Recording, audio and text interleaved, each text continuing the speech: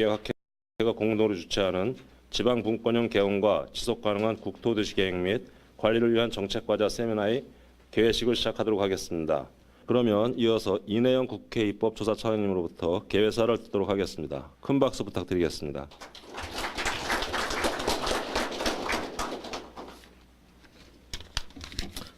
안녕하십니까. 반갑습니다. 국회 입법조사처장을 맡고 있는 이내영입니다. 오늘 국회 입법조사처가 조정식 국토교통위 위원장님과 미래도시 창생과 재생을 위한 국회의원 연구 모임 대한국토도시계획학회와 공동으로 의미 있는 세미나를 개최하게 된 것을 무척 뜻깊게 생각합니다. 최근 지자체의 자치권이 보장되고 법률의 범위 내에서 자치 업무를 자주적으로 수행하도록 하는 지방 분권형 개헌에 대한 논의가 활발하게 진행되고 있습니다. 그러나 이 과정에서 국토 및 도시개발과 관련한 권한이 지방정부로 이양될 경우 지역별 특색 있는 개발에는 도움이 될 수 있으나 지역별로 난개발이 심화될 수 있는 우려도 제기되고 있습니다. 미래 세대의 삶의 질을 손상시키지 않으면서 우리 세대의 필요를 충족시키는 소위 지속 가능한 개발은 국토 및 도시 개발에서 가장 중요한 원칙이라고 생각합니다. 분권형 개헌을 통해 국토 및 도시 개발 권한을 지방 정부로 이전하는 동시에 지속 가능한 국토 도시의 개발, 관리, 보존을 위한 헌법적 가치 재정립 등에 대한 논의가 절실히 필요한 시점입니다. 따라서 오늘 이 세미나를 통해 이러한 내용들이 충분히 논의되고 새로운 정책 방향을 제안하는 기회가 되기를 기대합니다. 바쁜 일정 중에서도 축사를 위해 자리를 빛내주신 조정식 국토교통위원장님, 오늘 이 세미나를 공동으로 개최해 주신 황희 의원님, 대한국토도시계획학회 정창모 회장님, 좌장을 맡아주신 변창흠 교수님을 비롯한 발표자와 토론자 분들께 감사를 드립니다. 그리고 참석하신 모든 분들의 건강과 건승을 기원합니다. 감사합니다.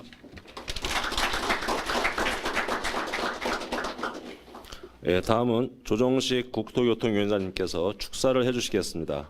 따뜻한 박수 부탁드리겠습니다.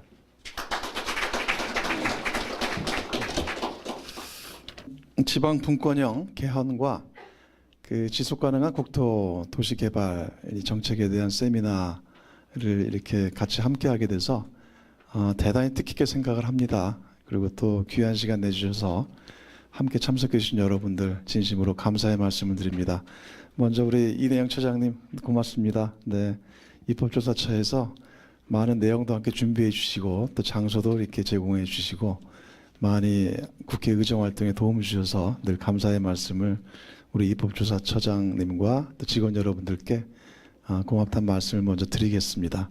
네, 그리고 정창무 회장님, 네, 고맙습니다. 네, 이따가 또 오늘 오후에도 또 이거 이어서 제5차 국토 종합계획 또 못 오세요? 예, 네, 그럼 여기서 대신 또 같이 또 인사 나누게 됐습니다. 네, 감사합니다. 그리고 황희 의원님, 네, 저희 국토교통위원회에서 이 미래도시와 특히 도시재생 분야 이 주택 정책 등에 대해서 제일 아주 전문적으로 맹활약하고 계신 우리 황희 의원님이세요. 지금 여기 이름이 미래도시 창생과 재생을 위한 국회의원 모임의 대표를 맡고 계신데 이름이 어렵지만 멋있습니다. 네, 연구 모임이. 네, 황 의원님이 사실상 이 내용을 다 준비를 해주셔서 진심으로 감사의 말씀을 드립니다. 네, 그리고 변창흠 교수님, 네, 또 오랜만에 뵙지만 오늘 또 좌장 맡으셔서 감사하다는 말씀 드리고 또 이재준 교수님 비롯한 여러 발제자 토론자께도 감사드립니다. 지금 다 아시다시피 국회뿐만 아니라 우리 사회, 우리 정치권에서 제일 큰 국가적인 이슈와 화두가 개헌 문제입니다. 그러니까 지금 87년 체제의 낡은 옥과 낡은 가치, 낡은 패러다임을 이제는 새로운 미래와 새로운 시대에 맞게 정말 이제 개헌을 이제 국민적 합의에서 해야 된다라는 공감대가 형성이 돼 있고 저는 반드시 개헌이 이루어져야 되고 지금이 가장 적기다라고 생각을 똑같이 하고 있습니다. 그런 이제 개헌 논의에 있어서 그 여러 중요한 뭐 권력 구조 문제라든가 내용들이 많이 있지만 역시 또 하나 이 개헌을 통해서 국가의 틀을 새롭게 정립하고 짜는 데서 그 핵심 분야가 이제 지방 분권의 문제입니다. 그래서 이 지방 분권형 개헌이 될 때 정말 우리 대한민국이 그 중앙과 지방이 서로 공존하고 지속 가능 발전을 이뤄내는 이 기틀이 만들어진다고 생각을 합니다. 그러니까 지방자치제가 도입된 지 27년이 지나서 이제 풀뿌리 민주주의가 많이 정착해 가고 있어요. 이제 그런 부분들은 다 그 아마 지금 이 자리에 또 지자체에서도 좀 와 계신 것으로 알고 있는데 지자체의 여러 혁신 역량들 또 지역의 시민들의 그런 지금까지 각고의 노력으로서 지자체가 정착이 이제 되어 있습니다만 이제 그럼에도 불구하고 그 지방에서 일을 보는 데 있어서 역시 그 중앙 권력과 지방 권력과의 그런 불균등 속에서 여러 가지 또 지역의 특성 있는 발전 또 지역의 발전들을 이룩하는 데서 또 한계와 애로가 많은 게 사실입니다. 이제 그런 점에서 이 지방 분권형 개헌은 말 그대로 그 지방의 분권과 균형 발전을 위한 측면에서 또 반드시 다뤄져야 될 내용이라고 저도 똑같이 공감을 하고 있습니다. 그런데 또 한편 보면은 또 이런 지방 분권형 개헌을 이뤄가는 데서의 또 뭔가 균형 있는 또 종합적인 국토 도시 계획에 대한 또 일각의 우려도 있습니다. 그러니까 이 어떤 뭐 난개발과 중복개발에 대한 이제 그런 부분들은 어떻게 슬기롭게 또 조정해내고 통합해낼 것인가 이제 이런 과제라고 생각을 합니다. 특히 더군다나 이 국토개발이나 도시개발 같은 경우는 한번 결정이 돼서 집행이 되면은 이거를 다시 돌리는 거는 너무나 많은 이 소모적 과정과 비용이 수반되는 것이기 때문에 이제 그런 데서 이것을 그 지방 분권과 아주 효과적인 이제 그 도시 개발, 국토 개발을 같이 균형점을 잘 잡아서 이것을 담아내는 것들이 굉장히 기묘할 것이고 그래서 이런 부분들을 헌법 내에서 이번에 이제 지방 분권의 개헌이 이루어진다면은 그 헌법 내에서 어떻게 거기에 가치와 원칙을 담아낼 것인가가 굉장히 중요한 문제라고 생각을 합니다. 이제 그런 데서 오늘 이 세미나는 지금 한참 이제 정부에서 개헌안도 발의가 이제 준비가 되고 있고 또 국회에서 여야간에도 지금 계속 논의가 이루어지고 있기 때문에 굉장히 기묘하면서도 중요한 세미나라고 생각을 합니다. 그래서 이런 점들에 대해서 오늘 또 이 자리에 또 우리 발제자, 우리 또 토론자를 비롯한 전문가들께서 다 자리를 해주셨고 또 입법조사처에서 함께 해주시고 계시니까 좋은 고견을 좀 많이 내주시면 좋겠습니다. 그래서 여러분들 주신 의견을 또 저희들도 저희 또 국회 차원에서 또 국토교통위 차원에서 또 저와 또 황 의원님을 중심으로 해가지고 저희들 여러분들의 의견 잘 반영하도록 하겠습니다. 그렇게 해서 지방 분권도 이루어지고 또 지속 가능한 국토 도시 개발도 함께 되는 또 그런 또 새로운 또 시대를 우리가 열어가기를 바라겠습니다. 다시 한번 함께 해주신 모든 분들 진심으로 감사드립니다. 고맙습니다. 예, 감사합니다. 다음은 더불어민주당 황 의원님께서 환영사를 해주시겠습니다. 큰 박수 부탁드리겠습니다. 네, 우리 정창무 회장님과 변창흠 교수님 오니까 오실 분들 대한민국에서 다 오신 것 같아요. 예, 원래 저는 이제 참여정부 때 그 행정관으로 근무했었습니다. 당시 보면은 이제 국토균형 발전 이제 이런 정책이 아마도 참여정부의 가장 대표적인 철학 아닌가 이렇게 생각하는데요. 국토균형 발전의 완성, 완료 이것이 바로 저는 분권과 자치라고 생각합니다. 그래서 물리적인 국토균형 발전을 위해서 공기업도 내려가고 한참 천안아산 보면은 이 국토균형 발전이라는 정책에 상당히 무르익는 과정에서 이게 중단돼서 상당히 안타깝습니다만은 바로 이런 정책의 최종 목표가 바로 분권과 자치 이런 시기에 지방 분권형 개헌과 이 도시에 대한 이야기들이 나오는 것은 매우 자연스럽고 시기적으로도 매우 적절하다고 생각합니다. 다만 이제 우려하는 혹시 지방의 권한을 너무 나눠지다 보면 도시를 계획하고 국토를 활용하는 데 있어서 중복되고 이제 이런 부분들은 오히려 좀 이렇게 좀 봐주시면 좋을 것 같아요. 중앙과 지방의 분권의 의미라는 것은 권력기관 간의 의사결정자, 공급자의 권한이 배분돼서 그전에는 중앙에서 하던 권한을 이제는 자치단체가 하는 거다라고 해석하기보다는 실제 권력에서 권한이 시민한테 넘어가는 겁니다. 오히려 이런 측면에서 중앙과 지방의 분권을 해석하시는 게 맞다고 보고요. 지금 도시재생 뉴딜 정책에 보면 가장 저희가 초점을 맞춰야 되는 부분 중에 하나가 뭐냐면은 주민자치 거버넌스의 모델을 저희가 만들어가는 겁니다. 그러니까 주민들이 우리 마을을 어떻게 계획하고 내가 사는 앞으로 내 자식과 내 후손들이 살아갈 이 마을을 어떻게 계획하고 만들어갈 거냐라는 많은 의견들을 내고 그런 의견들을 수렴하는 그런 방식으로 가야 되는데요. 그래서 오히려 이런 시기에 다른 부분도 좋지만은 주민들의 의견을 상향식으로 어떻게 만들어내고 이런 구조를 주민자치 민주주의 거버넌스를 어떻게 만들어가는 것이냐 이런 것이 오히려 중앙과 지방의 분권을 훨씬 더 풍부하고 내용 있게 만들어가는 그런 구조적 시스템이 아닌가 그렇게 말씀드리고 싶고요.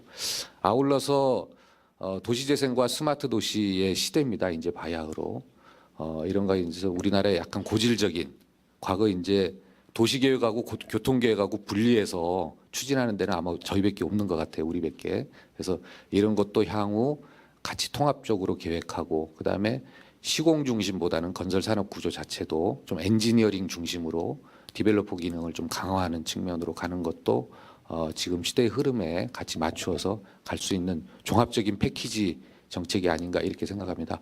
오늘 이 출발 상당히 의미 있는 출발이 될 것 같습니다. 우리 조정식 위원장님 이렇게 직접 축사까지 하러 나오셨는데요. 제가 조정식 위원장님 잘 모시고 여기 나왔던 내용들을 국회에서 어떻게 제도화시킬지 열심히 저도 노력하도록 하겠습니다. 고맙습니다.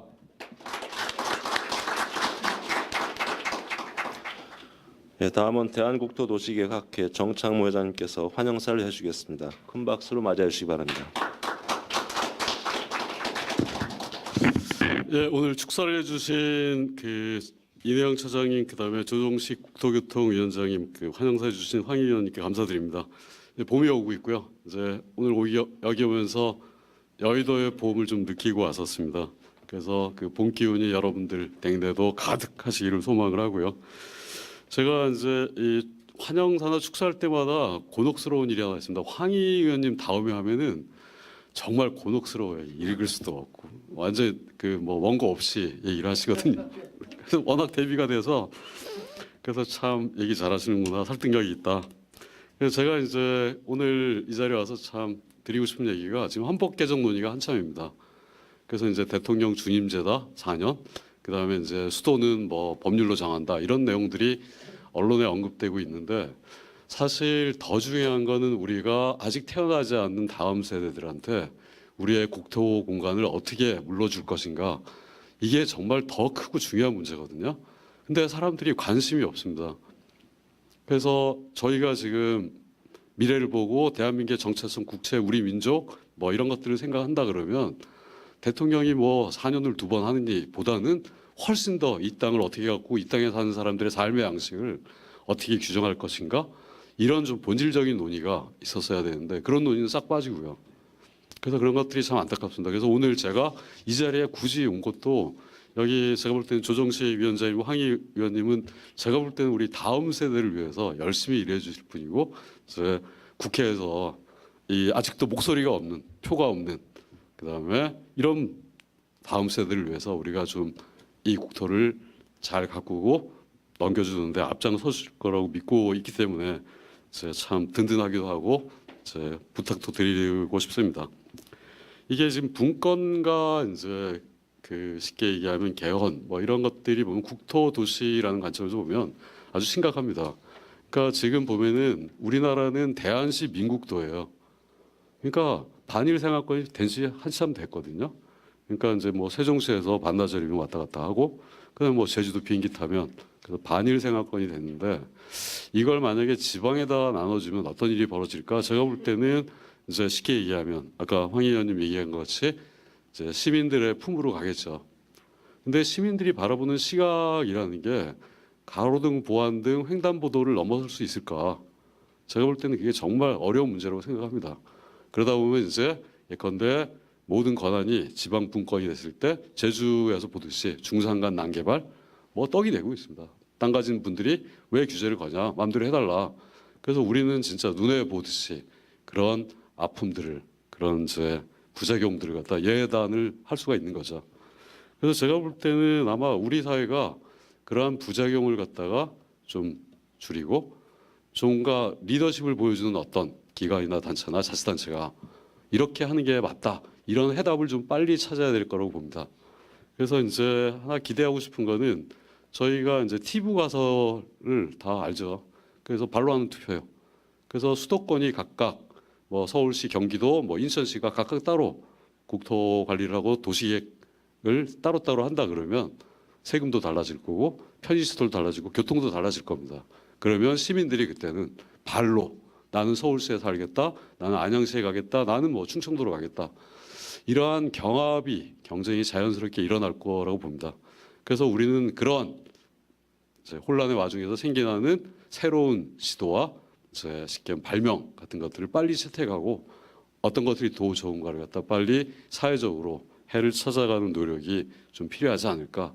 그러기 위해서는 이번에 개정되는 헌법에 어떤 내용을 담아야 될 것인가 정말 고민스럽습니다. 근데 지금 문제점에 대해서는 우리가 지적을 하는데 적어도 100년, 200년 내려갈 국토를 관리하기 위해서 그랜드 플랜이라는 게 있는 거냐. 그래서 제가 볼 때는 오늘 여기 오신 분들이 저희 학회에 쟁쟁한 분들입니다. 그래서 그런 것들에 대한 좀 단서나 단초를 저희한테 얘기해 주실 거라고 믿고 있습니다. 그래서 좀 어쩌다 보니까 얘기가 무거운 자리가 됐는데 저희 모두가 같이 해를 찾아 나가는 그런 이제 긴 여정의 출발이 바로 오늘 이 자리가 되지 않을까 싶습니다. 그래서 여기 오신 분들도 다시 한번 우리 고민에 동참해 주시고 좋은 지혜를 나눠 주시기를 간곡히 부탁드리고 새봄의 향기가 가득하시기를 기원합니다. 고맙습니다. 그럼 우선 첫 번째 그 이재준 교수님 발제를 듣고 이어서 세 분 발제한 다음에 잠깐 쉬고 전체 토론을 진행하도록 하겠습니다. 네, 여러분 반갑습니다. 소개받은 이재준입니다. 다시 한번 인사드리겠습니다. 이 뜻깊은 토론에 초대해서 이렇게 발제한 것에 대해서 영광으로 생각합니다. 아마 학자 20년 또 행정가 5년의 경험으로 중요한 지금 헌법 개정에 우리 국토도시 분야에 특히 난개발 분야를 어떻게 할 것인가 이 문제를 좀 짚어달라 그래서 그동안 이 경험을 토대로 작성을 했습니다. 벌써 2년 지났나요? 촛불 혁명으로 표현해야 될지 어쨌든 촛불이 우리의 삶과 역사를 많이 바뀌었다고 생각합니다. 혹자들은 대한민국 역사가 촛불 이전과 이후로 바뀐다고 하는데요. 그 촛불의 결실은 적폐청산과 헌법 개정 이 두 가지에 있다고 봅니다. 오늘 두 번째 우리 논의를 하고 있는 거죠. 그런데 불행히도 작년 이맘때부터 시작된 헌법 국회에서 특위가 결정돼서 쭉 136회 논의 과정을 거쳤는데 우리 분야가 미처 거기에 논의가 없었다는 게 좀 불행한 일입니다. 어제 뉴스로 들어보셨죠? 대통령께서 직접 발의를 하시겠다고 초안을 어제 대통령 보고를 받으신 내용이 전문은 나오지는 않았고 일부만 공개돼 있는데요. 우리와 관련되는 게 아마 토지 공개념 개념이 눈에 확 들어오더라고요. 어쨌든 그런 개념인데 제가 오늘 말씀드리는 것은 대통령 발의 내용은 보지 못했고요. 그 전에 준비를 하면서 국회가 2월 달까지 한 1년여에 걸쳐서 활동했던 내용을 토대로 도시환경과 난개발을 먼저 말씀드리겠습니다.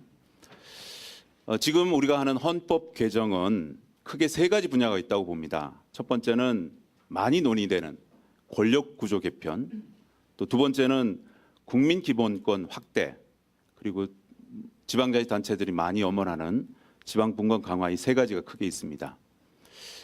저희가 재헌 70년입니다. 올해가. 그런데 아시다시피 9차 개정이 됐고 이제 10차 개정을 하려고 논의 중에 있는데요.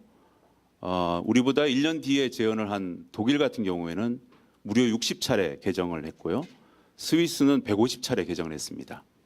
우리나라 헌법학자들은 우리나라 헌법의 특징이 경성헌법이다, 딱딱한 헌법이다라고 규정을 하고 있고요. 다른 나라들은 연성헌법이다 이렇게 규정하고 있는데 저는 헌법학자는 아니지만 도시계획학자로 보면은 참 이해할 수가 없습니다. 모든 헌법과 법률은 국민이 원할 때 바뀌어야 됩니다. 학자들이 규정하는 경성, 연성을 구별할 필요가 없다고 봅니다. 그래서 지금부터라도 국민이 원할 때 법이 바뀌어야 됩니다. 그것이 비록 헌법이라도 9차와 10차 사이에는 무려 30년이 지났습니다. 굉장히 아이러니한 거죠. 9차까지도 국민들이 원하는 것은 한 번도 없었습니다. 주로 권력구조 개편 측면에서 9차가 논의됐기 때문에 앞으로 이 헌법 개정 논의는 국민이 원할 때 OECD 평균이 3, 4년 만에 한 번씩 바뀌는 것을 참고해서 언제든지 개정할 수 있다라는 것으로 하고요.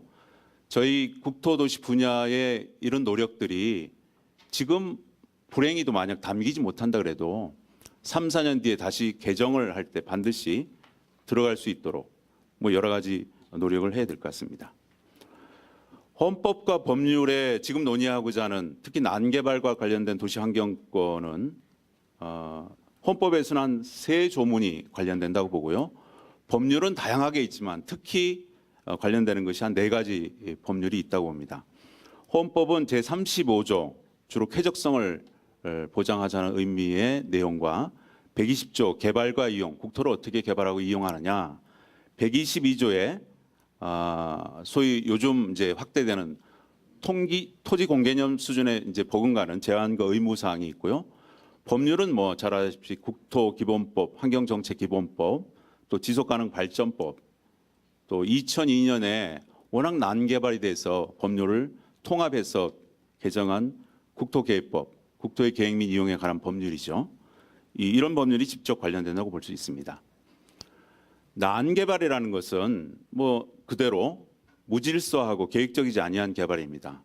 대표적인 도시계획과 같은 계획적 통제를 받지 않는 무계획적 개발을 통칭하고요.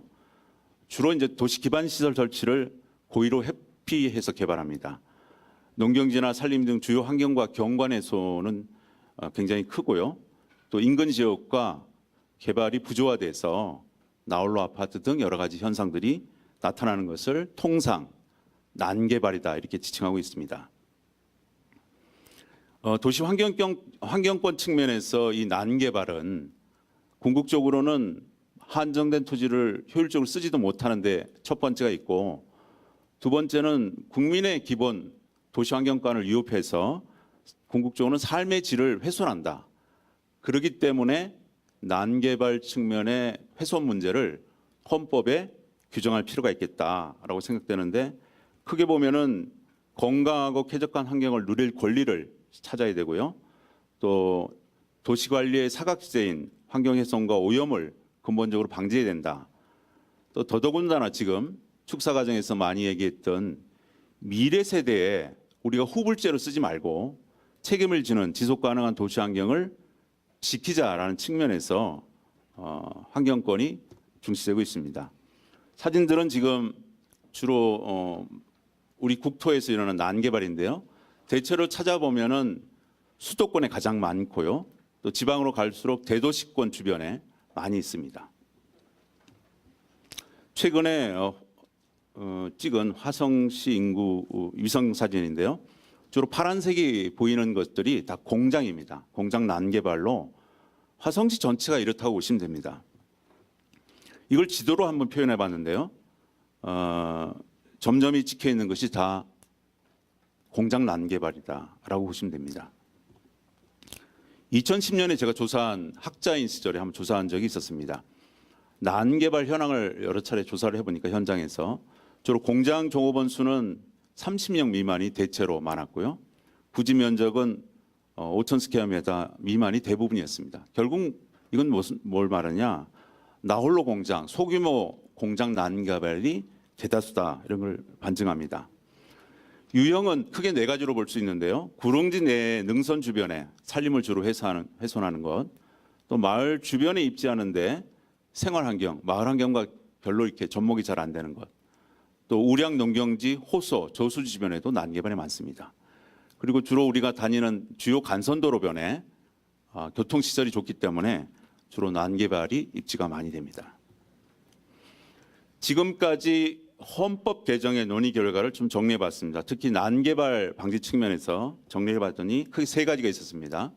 첫 번째는 생명체 존중의 신설이 좀 특징적으로 나타나고 있습니다. 과거에 35조 쾌적성을 강조한 35조를 37조로 변경하면서 모든 생명체는 존중받고 이런 문구가 새롭게 들어가고요. 또 국가는 미래 세대에 대한 책임을 지고 환경을 지속 가능하게 보존해야 된다. 지난 2월까지 이런 조문이 깊숙하게 논의돼서 국회에서 조문 형태로 지금 도출됐습니다. 두 번째는 지속 가능한 신설 파트입니다. 국토 이용은 적절한 조화와 균형이 이루어져야 된다. 이런 것을 강조했는 것인데요. 과거 120조 사항을 121조로 수정해서 국토를 영토로 어휘를 바뀌었고요. 또 국가는 사망에 자연의 재생 능력과 국민의 자연 이용 수요 사이에서 지속 가능한 균형을 달성하기에 노력한다라는 것이 논의되고 있습니다. 세 번째는 토지 공개념 신설입니다. 대통령 보고에 대통령 발의 사항에도 굉장히 중요하게 들어갔는데요. 기존의 122조가 123조로 변경되면서 역시 여기도 국토를 영토로 바뀌었고요. 2항에 토지 재산권에 대하여 공공복리를 위하여 특별한 제한과 부담이 부과될 수 있다. 공개념을 확실히 중시했습니다. 자, 그러면 그동안 난개발 방지 제도는 없었느냐? 있었습니다. 굉장히 많은 제도가 있었습니다. 아마 대한민국만큼 난개발을 방지하기 위해서 많은 제도가 있는 나라도 별로 없습니다. 정부별 난개발 관련 정책을 한번 들여다보면요.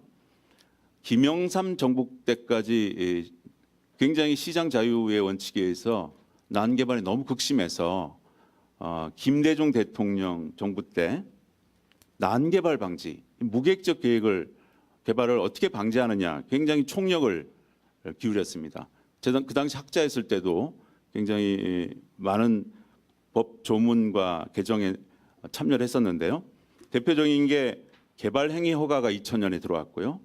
또 국토기본법과 국토계획법, 지구단위 계획 같은 것이 2002년에 기반시설 연동제와 더불어 들어왔습니다. 굉장히 파격적으로 들어왔습니다. 노무현 정부 때는 기반시설 부담금, 공장입지 유도지역, 준산업단지가 2006년, 2007년에 들어왔습니다. 또 아울러서 경관법도 2007년에 신설됐습니다. 그런데 이명박 대통령 시절에는 규제 완화를 많이 외쳐서 거꾸로 연적개발 제한 제도를 폐지했습니다. 다시 박근혜 정부에 들어와서 지금 우리가 외국에서 많이 쓰는 성장관리법, 비도시 지역의 성장관리 제도를 2013년에 도입을 했고요. 드디어 지속가능발전법을 15년도에 도입했습니다. 자, 그러면 문재인 정부 때는 어떤 노력을 해야 되느냐? 저는 이 헌법 개정에 난개발 방지가 들어가야 된다고 생각합니다. 김영삼 정부 때 근본적으로 파고 들어가면 과거 국토이용관리법 시절에 어느 정부별로 늘 화두였던 농가부채 탕감의 대책으로 김영삼 정부가 국토이용 관리에 개발을 허용했습니다. 그러다 보니까 지금 근본적으로 따져보면 그때부터 시작된 난개발이 됐는데요. 2002년에 부랴부랴 아까 국토계획법, 국토이용에 관한 법률, 계획 및 이용에 관한 법률을 신설해서 이걸 방지하려고 노력했는데요. 늦어버리고 이미 내 땅에서 공장을 지을 수 있는 것이 국민의 권리로 인식이 돼버렸습니다. 현재까지 이루어졌는데요. 난개발의 결과는 대부분 도시 지역과 비도시 지역으로 국토계획법이 구분되어 있는데요. 주로 비도시 지역입니다. 도시 기반 및 공공시설의 체계적인 공급이 부족하고 또 난개발 이후에 많은 그 비용으로 치유 불가능한 상태로 지금 돼 있어서 국민의 삶의 질 저하가 이루어지고 있습니다. 2000년 이후에 김대중 정부 이후부터 이 난개발을 방지하기 위해서 여러 법들, 제도들이 생겼는데요. 대표적인 것이 한 7가지가 됩니다. 지구 단위 계획부터 비도시 지역 성장 관리 기법인데요. 하나씩 보겠습니다. 어느 단위 지역을 좀 체계적으로 또 계획적으로 관리하기 위해서 도입된 것이 지구 단위 계획입니다. 여러분 너무 잘 아시기 때문에 넘어가겠습니다. 두 번째는 개발 행위에 대해서 사전 심사 기능을 강화하는 제도로서 개발 행위 허가제가 들어왔습니다. 세 번째는 기반시설 용량과 개발 행위 허가를 연계하는 제도로 기반시설 연동제를 도입했습니다. 준산업단지가 모여서 일정 규모 이상이면 산업단지를 만들 수 있도록 제도가 또 도입됐고요. 또 공장 입지 유도 지구라 해서 이것도 역시 유사한 개념으로 들어왔습니다. 대체로 계획적 개발이라고 할 수 있는 공장 입지 유도 지구, 준산업단지, 지구 단위 계획이 비슷합니다만 주로 면적과 주체가 조금 다를 뿐입니다. 공장 입지 유도 지역은 공공이 주체가 되는 것이고요. 준산업단지는 민간과 공공이 다 할 수 있고 지구 단위 계획도 역시 민간과 공공이 다 할 수 있습니다. 여섯 번째 제도는 경관계획 및 심의제입니다. 2007년도에 경관법이 도입되고 심의제가 강화됐습니다. 또 일곱 번째는 2013년도에 비교적 최근에 들어온 제도인데요. 여타의 제도와 법률이 제어가 되지 않는다고 판단하고 국토부에서 비도시 지역 성장관리 기법을 도입했습니다. 이것은 비법정 계획입니다. 그러니까 법적인 구속력이 없기 때문에 권장사항으로 유도되기 때문에 이것도 또 어느 정도 한계는 있습니다. 그렇지만 주로 외국에서 많이 쓰는 수법이기 때문에 미래지향적으로 지금 도입되어 있습니다. 자, 그러면 외국은 도대체 어떻게 주로 방지 대책을 쓰고 있느냐? 여러 사례를 다 조사를 해봤는데요. 대체로 3가지 정도로 압축됩니다. 우선 첫 번째가 개발 가능지와 불가능지를 완전히 구분합니다. 이것이 근본 핵심이고요. 또 성장의 양을 그래서 제한하는 것이고요. 두 번째는 개발의 총량을 정합니다. 총량제를 딱 해서 어느 지역은 몇 년도까지 얼마만큼의 양을 개발할 수 있다는 걸 사전에 아주 엄격하게 제한하는 것이죠. 그래서 그 입지도 규제하고 시기도 규제합니다. 그리고 세 번째는 어떤 새로운 개발이 되면 무조건 공공시설 비용은 개발자가 부담을 직접 하게 하기 때문에 쉽사리 개발하기가 쉽지 않은 정도로 대체로 한 3가지 정도로 구분될 수 있습니다. 지금까지 말씀드린 한 7가지 법률로 규정된 여러 가지 제도가 있는데요. 그럼에도 난개발은 계속되고 있습니다. 왜 그럴까요? 많은 토론회도 하고 또 연구도 많이 했습니다. 그런데 현재까지 난개발은 계속됩니다. 국민기본권으로 저는 헌법에 이 도시환경권이라는 난개발 방지가 없기 때문에 지자체도 손을 놓고 있고 정부도 손을 놓고 있지 않느냐 생각이 됩니다. 우선 수도권 공량 총량제 때문에 수도권 주변은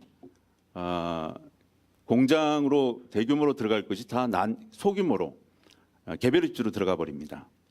또 자본의 논리, 또 민선지자체의 함정이 있습니다. 민이 요구하면 민선지자체장은 그걸 거부할 수 없습니다. 여러 가지 함정이 있습니다. 또 대체로 우리 제도들이 최근에 성장관리 제도도 마찬가지지만 사후 처방적입니다. 사전에 좀 근본적으로 뭔가를 차단해야 되는데 난개발이 이루어지고 어떻게 할까 정책과 제도를 만들고 있습니다. 그래서 저는 근본적으로는 난개발 방지하기 위해서는 헌법에 기본권이라 한 줄이라도 들어가야 된다 이렇게 주장하고 있습니다. 난개발 방지를 위해서 도시환경권 확대 방안을 저는 2가지 파트로 생각했습니다. 하나는 헌법 개정이고요. 또 그 하위에 있는 법률 개정에 생각을 했는데 헌법 개정에는 지금 논의되는 지속 가능성 파트와 환경권 강화 파트, 토지 공개념 파트에 이 난개발 개념을 넣어야 된다. 그리고 법률 개정에는 소규모 개발 입지 같은 경우는 전면 금지하고요. 대규모 집단 입지는 규제 완화를 확실히 시켜서 제도는 있으나 행위가 이루어지지 않는 것을 장려시켜야 됩니다. 그리고 이 정부가 추구하는 도시재생 뉴딜 사업을 이미 난개발이 이루어진 지역의 치유책으로 도시재생 사업을 추구해야 된다. 이 세 가지를 각각 말씀드리면 먼저 헌법 개정입니다. 헌법 개정은 대안 두 가지와 규정을 그냥 바로 넣은 세 가지 파트로 말씀드리는데요. 우선 지속 가능성에 넣을지 환경권에 넣을지 대안 1, 2가 있습니다. 지금 검토되고 있는 개정 헌법안에 보면은 121조에 국가의 의무를 이야기하고 있는데요. 3항에 국가는 국민의 자연 이용 수요 사이에서 지속 가능한 균형을 달성하기 위해 노력한다라고만 되어 있는데 조문을 난개발을 방지하고 지속 가능한 균형을 이렇게 넣어도 아무런 문제가 없습니다. 문맥상의 문제도 없고요. 그러면 난개발을 중요시하게 헌법에 넣을 수 있다고 봅니다. 두 번째 대안은 환경권 강화 파트에 넣을 수 있다. 기존 35조를 지금 37조로 구분해서 발전하고 있는데요. 이 항의 모든 생명체는 존중받고 이게 신설됐습니다. 여기에 존중받고 난개발을 방지하기 위해라는 문구를 넣어도 크게 헌법에 문제가 없습니다. 그래서 1안이든 2안이든 대안 1, 2 중에 하나를 선택해서 난개발 방지에 의미를 부여할 필요가 있겠다. 세 번째는 이건 반드시 넣어야 될 거라고 생각하는데요. 대안 1, 2와 비교해서 이거는 넣어야 되는데 토지 공개념입니다. 지금 대통령 안도, 국회 안도 둘 다 토지 공개념은 강조되고 있습니다. 거기에 1항에 국가는 균형 있는 이용과 개발 보존을 위하여라는 항목에 균형 있는 이용과 개발을 난개발 방지라고 넣어도 문맥상 큰 의미가 바뀌지 않는다. 그래서 난개발의 방지 노력을 강조하고 또 토지 공개념 개념도 강조할 필요가 있다 생각됩니다. 그다음에 이제 하위 법률의 개정 방향입니다. 이것은 조금 더 연구를 많이 해야 됩니다. 그럼에도 불구하고 기본 원칙은 세 가지입니다. 첫 번째, 근본적인 치유 원인을 제거하는 방법입니다. 외국에서도 많이 쓰는 방식이고요. 지금 우리가 그렇게 바뀌어야 될 것 중에 대안 첫 번째가 소규모 개별 입지는 전면 금지를 선언해야 됩니다. 다만 기존 주택을 활용해서 공장 면적 200스퀘어미터 이하 간의 제조업 마을 주민들이 스스로 집에서 뭘 하는 것들 이걸 제조장이라 그러죠. 요것만 제외하고는 더 이상은 전면 금지한다를 선언할 필요가 있습니다. 그 외에 다른 제도들을 좀 뒷받침해서 보완할 필요가 있다. 두 번째는 그 대신 대규모 집단 입지, 아까 준산업단지, 공장 입지 유도 지역, 그다음에 뭐 지구 단위 계획과 같은 대규모 집단 입지는 규제를 대폭 완화해야 된다고 봅니다. 첫 번째 지금 공장 입지 유도나 준산업단지가 왜 제도는 있는데 잘 안 되느냐? 많은 사람들이 인터뷰를 한 결과 행정 절차가 너무 복잡하고 인허가 처리가 별로 없다. 차라리 그냥 소규모로 있는 게 낫다. 등의 여러 가지가 있기 때문에 행정 절차 간소화와 각종 인허가 의제 처리를 할 필요가 있습니다. 그리고 건폐율 혹은 영종률 등 규제 완화를 동시에 부여하면 돈 들이지 않고 장려가 된다고 봅니다. 세 번째는 이미 벌어진 이 난개발 지역을 어떻게 할 것인가. 도시재생 뉴딜 사업의 일환으로 사업을 전개해야 된다. 특히 녹색 건축 리모델링, 또 마을 만들기, 주민협정. 협정은 세 가지가 있습니다. 건축, 경관협정, 또 녹색협정 등의 몇 가지가 있는데 그런 세 가지 협정을 이용해서 난개발을 치유하는 재생 사업을 벌여야 된다라고 생각이 됩니다. 지금까지 난개발 방지를 위한 헌법 개정안을 말씀드렸는데요. 마지막으로 제가 이 그림을 하나 넣어야 되겠다고 생각한 것은 1889년 만국박람회를 위해서 에펠이 설계해서 만든 에펠탑입니다. 많은 파리 시민들이 이걸 반대했었습니다만 진행을 하고 20년 뒤에 철거하기로 했는데 철거 비용이 없어서 현재까지 있습니다. 그런데 요새 에펠탑을 생각하지 않는 파리시는 생각할 수가 없습니다. 그래서 많은 저항이 있을 수 있습니다만 근본적으로 미래 세대를 위해서 난개발 방지를 위해서 헌법 개정에 한 줄 꼭 넣자 이 운동을 좀 벌였으면 합니다. 이상입니다.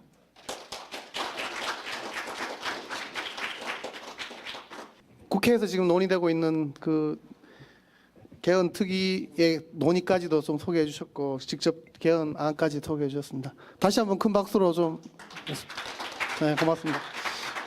다음으로는 아까 소개드렸던 이상대 박사님께서 분권형 개헌과 도의도시권의 계획과 관리에 관한 과제에 대해서 발제하시겠습니다.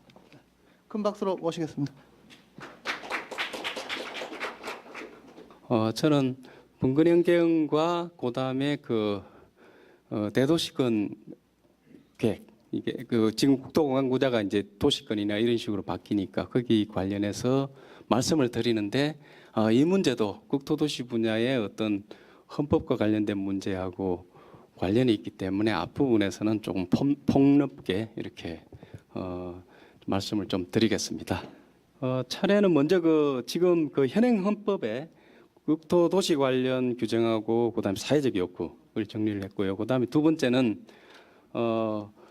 국회 입법조사처가 마침 몇 년 전에 이렇게 세계 헌법에 대해서 이렇게 번역해놓고 있어서 그걸 한번 쭉 분석을 해봤습니다. 그다음에 세 번째는 헌법 개정 논의하고 국토도시 관련된 과제들. 그다음에 네 번째로는 분권형 헌법 개정과 대도시권 계획 관리를 위한 과제. 마지막으로는 좀 제가 생각하는 그런 이런 것을 말씀을 드리도록 하겠습니다.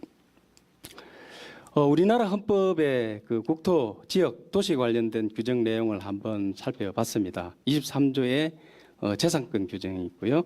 그다음에 35조에 환경권하고 그다음에 국가의 주거생활 정책 노력 의무가 있고 117조에는 지방자치단체의 어떤 권한에 대해서 자체에 관한 규정 제정 권한이 정리되어 있고 120조는 국토와 자원에 대한 국가의 보호 의무 그리고 국토의 균형 있는 개발과 이용계획 수립 의무 그리고 제122조에서는 국토의 효율적이고 균형 있는 이용 개발 보전 이런 내용들이 현행헌법에 정리가 되어 있습니다.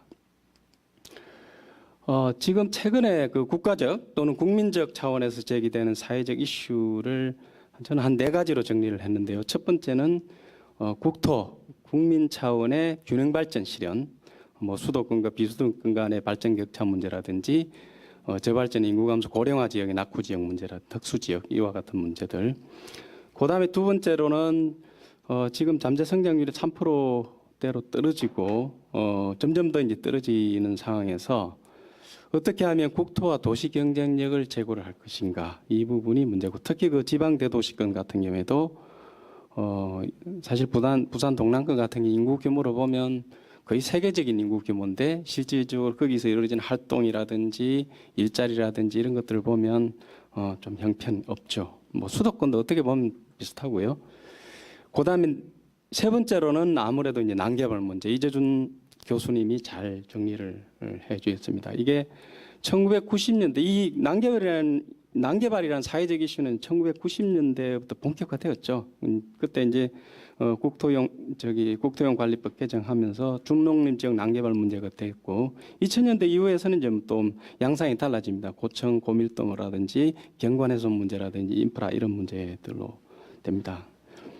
그다음에 네 번째로는 지역 스스로 계획하고 추진할 수 있는 지역개발계획 수립과 추진 여건이 없어요. 우리나라 지금 지방자치법에서는 상위 법령에서 헌법에서도 그렇게 돼 있죠. 법령의 범위 내에서라는 게 이렇게 돼 있는데 헌법에서 그렇게 돼 있고 그렇기 때문에 상위법에서 중앙정부가 국회가 제정하는 상위법에서 위임해주지 않은 지자체의 지역개발계획은 임의계획에 불과하죠. 예.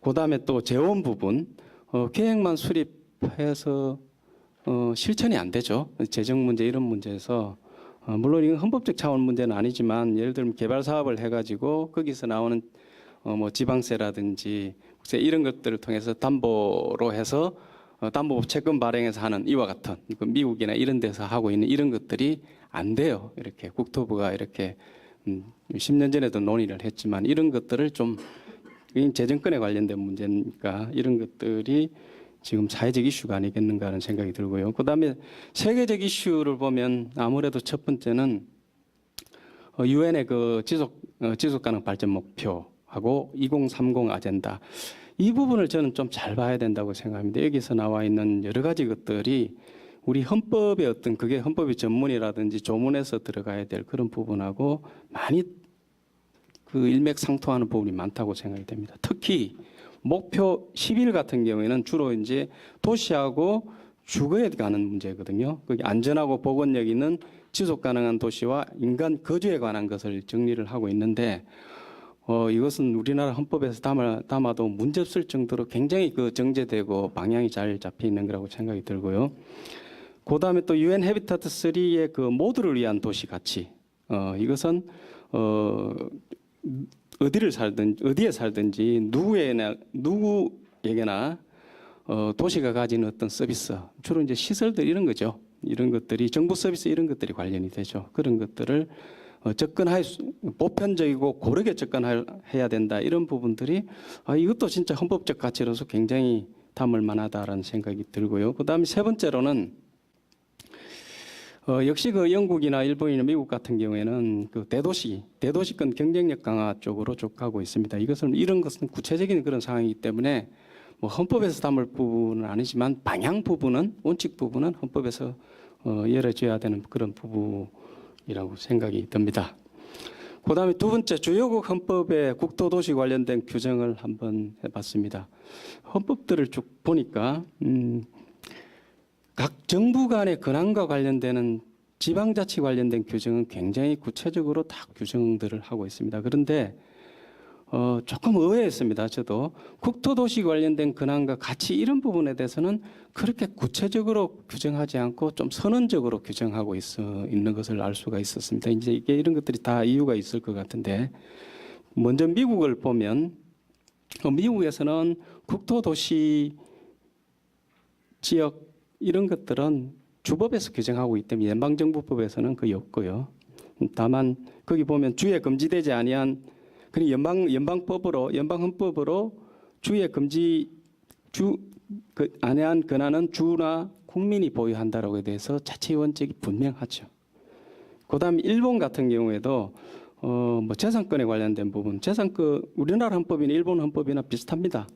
재산권을 침해해서는 아니 되고 공공법리에 적합해야 된다 이렇게 이제 돼 있고 지방자치 부분에서 조금 특징적인 것은 중앙 차원에서 법을 제정하더라도 주민투표에서 과반수의 동의를 얻지 못하면 제정할 수 없다라고 돼 있어요. 굉장히 이런 일종의 지역 주민의 거부권이 일종에 있는 거죠. 프랑스는 환경 그 전문에서 뭐라고 돼 있냐면은 인민은 2004년 환경 헌장에 규정된 권리와 의무의 구속 굉장히 세게 이렇게 돼 있더라고요. 그다음에 지방자치 부분에서는 이게 굉장히 그 중요한 부분이 있습니다. 지방자치단체 또는 지방자치단체 연합이라고 돼 있어요. 그러니까 지방정부가 연합을 해가지고 하는 부분에 대해서 주체로서 인정을 해버려요. 그다음에 그 밑에 74조 보면 지방자치단체는 지역적 필요에 따라 그 주민을 위한 취업, 창업, 택지 보유 조치를 취할 수 있다. 이 규제 얘기거든요. 지방정부가 스스로 자치법을 통해서 토지형 규제, 택지 규제를 할 수 있게 길을 열어놓은 거죠. 그다음에 독일은 굉장히 그 헌법도 독일 연방 기본법이죠. 헌법이라는 말을 쓰지 않고 그래서 굉장히 그 짜임새 있게 이렇게 규정을 하고 있습니다. 재산권 같은 경우는 우리하고 비슷하고요.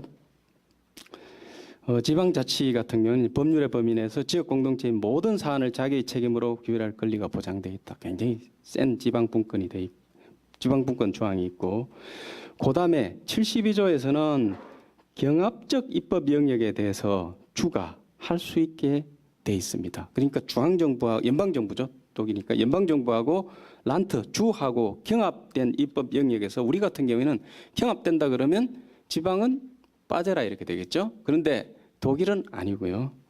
그다음에 공동업무 행정협력 보면 91조 A조에서 주의 업무 수행에 있어서 연방의 협력이 필요한 경우 공동업무에서 다음 영역에서 협력의 연방정부 재원을 분담.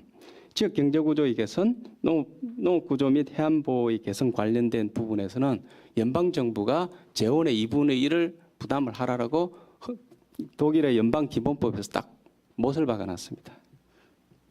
그다음에 스웨덴은 좀 보고 싶었어요. 왜냐하면 좀 사회민주주의 국가이기 때문에 굉장히 재미있는 게 나옵니다. 재산권 및 공공접근성 보면 모든 국민은 공공접근권에 따라 자연환경에 접근할 수 있음. 사유재산에 대해서 굉장히 세게 공공접근권을 부여를 해가지고 접근권을 주장할 수 있는 그런 것을 저희 스웨덴 헌법에 규정을 하고 있죠. 그 다음에 또 이것도 밑에 보면 빨간 글씨로 되어 있는 거 필요한 경우 법률에 따라 다른 자치단체가 부담하는 비용을 출연할 의무를 질 수 있다. 그러니까 다른 지방자치단체에 해당하는 것들도 사회적 연대 개념에 의해서 비용 출연할 의무까지도 주는 쪽, 이런 쪽이 이런 부분들이 있어서 우리가 헌법 개정 부분에서도 이 다른 나라들의 물론 이제 그대로 따라갈 필요는 없을 것 같고요. 다만 이게 우리 국민 간의 합의를 이룰 수 있고 이제 국가 미래를 위해서 국민의 미래를 위해서 필요하다 그러면 좀 전향적으로 검토할 부분이 있을 것 같습니다. 그래서 제가 헌법 사례에서는 크게 4가지, 일본의 주민의 과반수 동의 규정이라든지 프랑스의 지방자치단체 연합도 지방자치 주체로 이렇게 인정을 하는 것, 그다음에 독일의 경합 헌법 영역이라든지 행정협력에 관한 것, 그다음에 스웨덴의 공공접근성 개념 이런 것들은 우리가 한번 연구해 볼 만한 그런 내용일 것 같습니다. 영국은 왜 빠졌냐? 영국은 헌법이 없습니다. 예. 자, 헌법 개정 논의와 국토도시 분야입니다. 어제 대통령 직속 정책기획위원회의 자문 보고서가 나왔는데 그거는 어제 정혜구 위원장님 맞죠?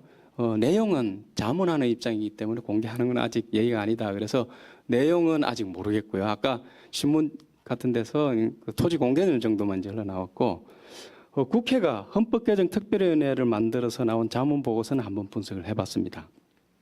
재산권은 재산권 보장하고 행사는 공공복리에 적합한다. 현행 유지고 환경권 부분에서는 이제 환경권을 강화하고 생명 존중, 미래 세대 책임, 지속 가능성을 명시하고요.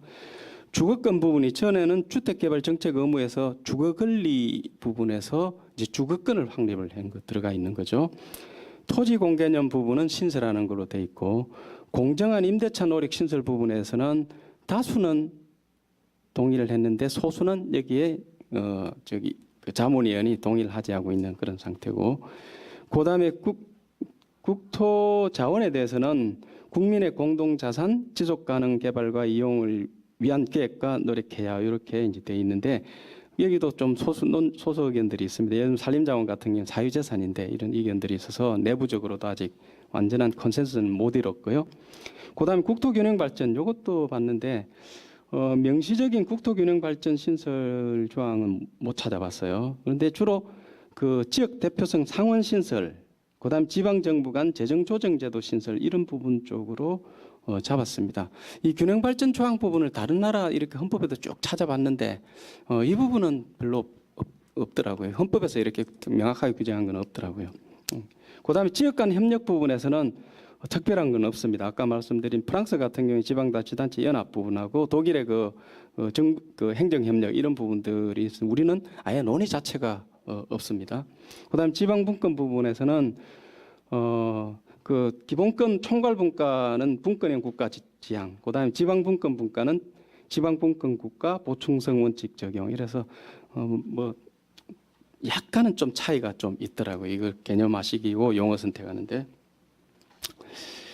그다음에 헌법 개정 논의에서 지금 빠진 국토도시 관련된 규제가 전 2가지라고 봤는데 하나는 지금 국토공간 구조가 이제 도시화 단계를 거쳐서 지금 이제 대도시권 내지는 도시권 단위로 이렇게 국토공간 구조 재편이 되는데 이것에 따라서 지방행정 체제 부분하고 그다음에 국토도시계획 체제 부분에 대한 방향 또는 헌법적 가치 이런 부분이 논의가 없어요. 보면 국회 헌법 개정 그 자문위원회 거기서도 국토도시 분야 이쪽 사람들이 안 들어가서 그런지 사실 굉장히 중요한데 이 부분이 좀 없는 것 같고요.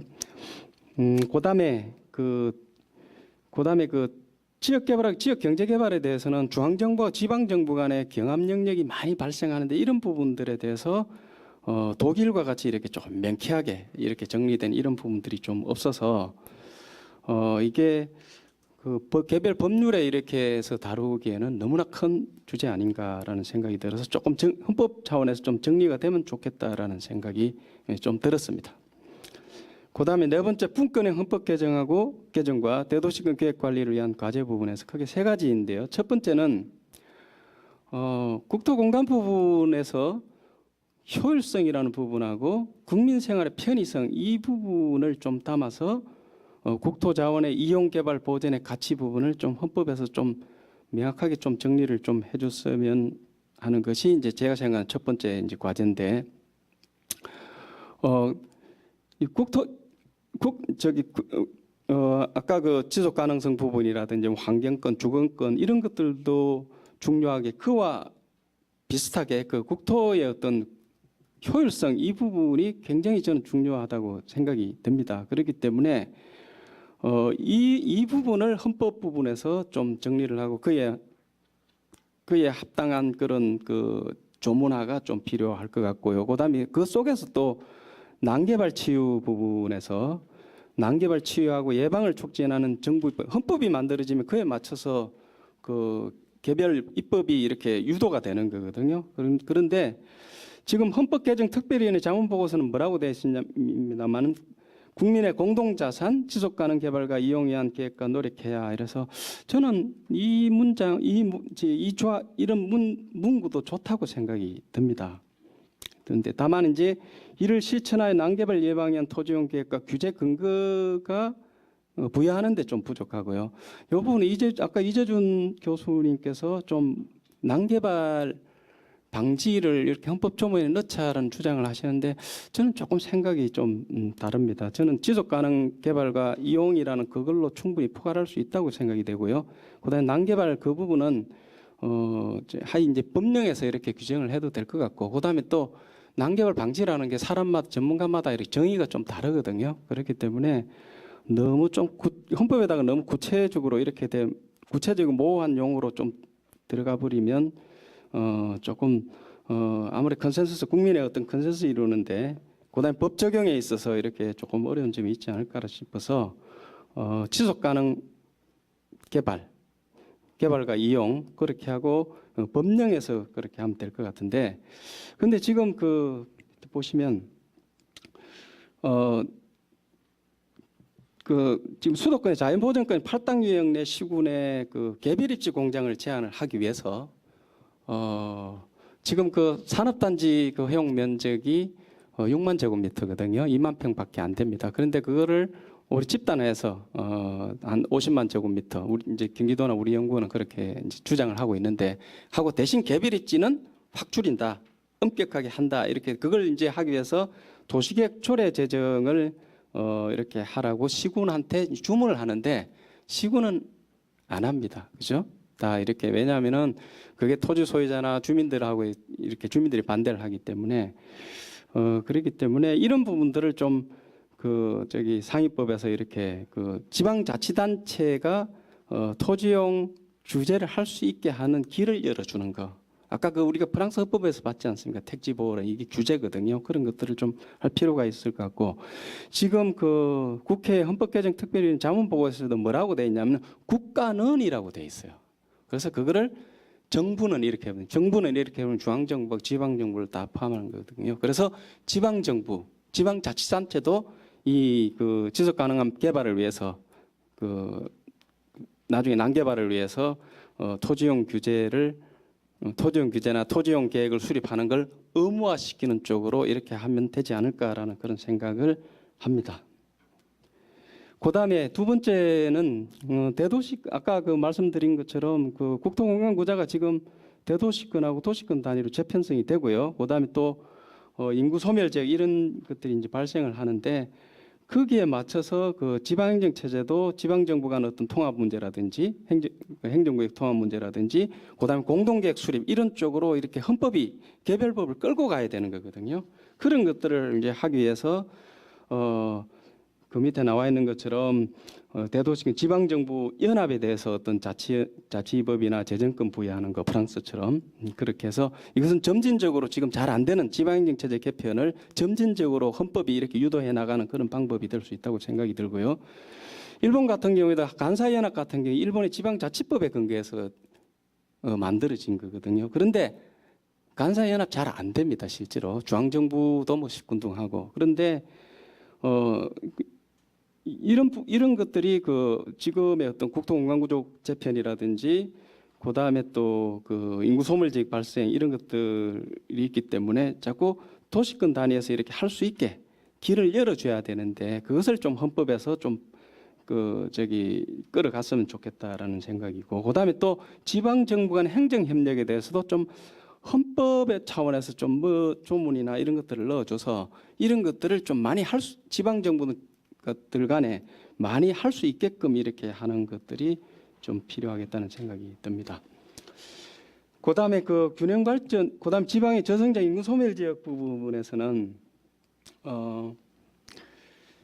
특히 그 지방 정부 간의 그 재정 이전 제도 아까 국회 그 자문 보고에서는 기반이 되어 있습니다. 그다음에 또 인구 소멸 지방 정부의 생존 가능성을 좀 제고하기 위한 입법을 유도하는 방향으로 좀 헌법에서 조금 담아줄 부분이 좀 있겠다는 생각이 좀 들었습니다. 그다음에 세 번째로는 이것은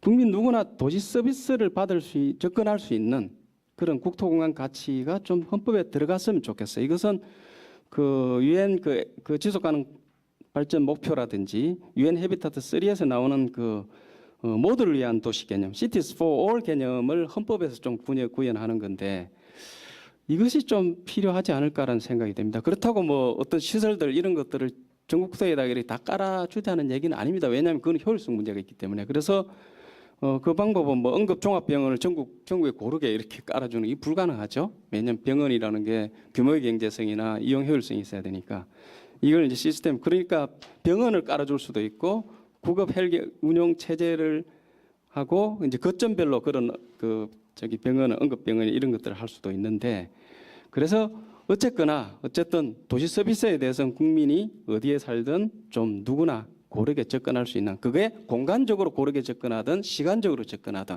이 부분들을 이것을 좀 헌법에 좀 담아줬으면 하는 생각이 들고 그다음에 특히 이런 부분들은 우리나라가 좀 잘하는 ICT라든지 이와 같은 것들을 통해서 기술을 통해서 공간적 제약 그다음에 그 투자 효율성 이런 부분들을 줄일 수 있는 부분이 많기 때문에 지금 저도 헌법 지금 그 국회 자문보고서에 쭉 봤는데 뭐 제4차 산업혁명 부분이라든지 이런 부분들이 별로 많이 안 돼 있고 반영도 좀 적게 됐다는 생각이 듭니다. 사실 공간하고 그다음에 기술 부분은 서로 어떤 경우에는 대치되기도 하고 보완되기도 하고 이런 거기 때문에 이것은 우리가 잘 하기 때문에 그런 것들을 하면 굉장히 우리나라 헌법이 그 미래 기술적이고 그다음에 그 기술 친화적으로 이렇게 될 것 같다는 생각이 듭니다. 마지막으로 세 가지입니다. 국토공간의 효율성 부분도 굉장히 중요하다. 그래서 그거하고 그다음 지속가능 발전 부분들을 좀 균형 있게 접근하는 쪽. 그다음에 두 번째로는 공간도 바뀌고 그다음에 지금의 기초나 그 광역 시도 단위 지방행정 체제의 비효율성 마찬가지로 그 기초나 시도 단위의 도시계획 체제도 비효율적입니다. 지금의 체제로는 현재 국토도시 문제를 해결할 수 없기 때문에 앞서 말씀드린 지방자치단체 연합한테도 법적 지위를 부여하는 문제라든지 그다음에 공동계획이나 광역권 계획을 촉진하는 입법 활동을 헌법에서 좀 끌어갈 수 있게 그런 가치를 좀 조문에 좀 담았으면 좋겠고 마지막으로는 수도권하고 지방 그다음에 도시와 농촌 이런 지역들 간에 좀 사회적 연대를 촉진하는 그런 행정 협력이나 재정 분담 등에 좀 입법을 유도하는 이런 부분 지금 자문보고서는 일정 부분 좀 들어가 있는데 조금 더 세게 좀 들어갔으면 좋겠어요. 그래서 대도시권은 경쟁력 있게 가고 또 그 외에 또 인구 소멸 지역이라든지 지방 이런 부분에서는 또 그 국가 통합이 이루어지고 사회적 연대가 돼서 국가나 공동체 깨지지 않게 그렇게 하는 방향으로 헌법이 만들어졌으면 좋겠습니다. 이상입니다.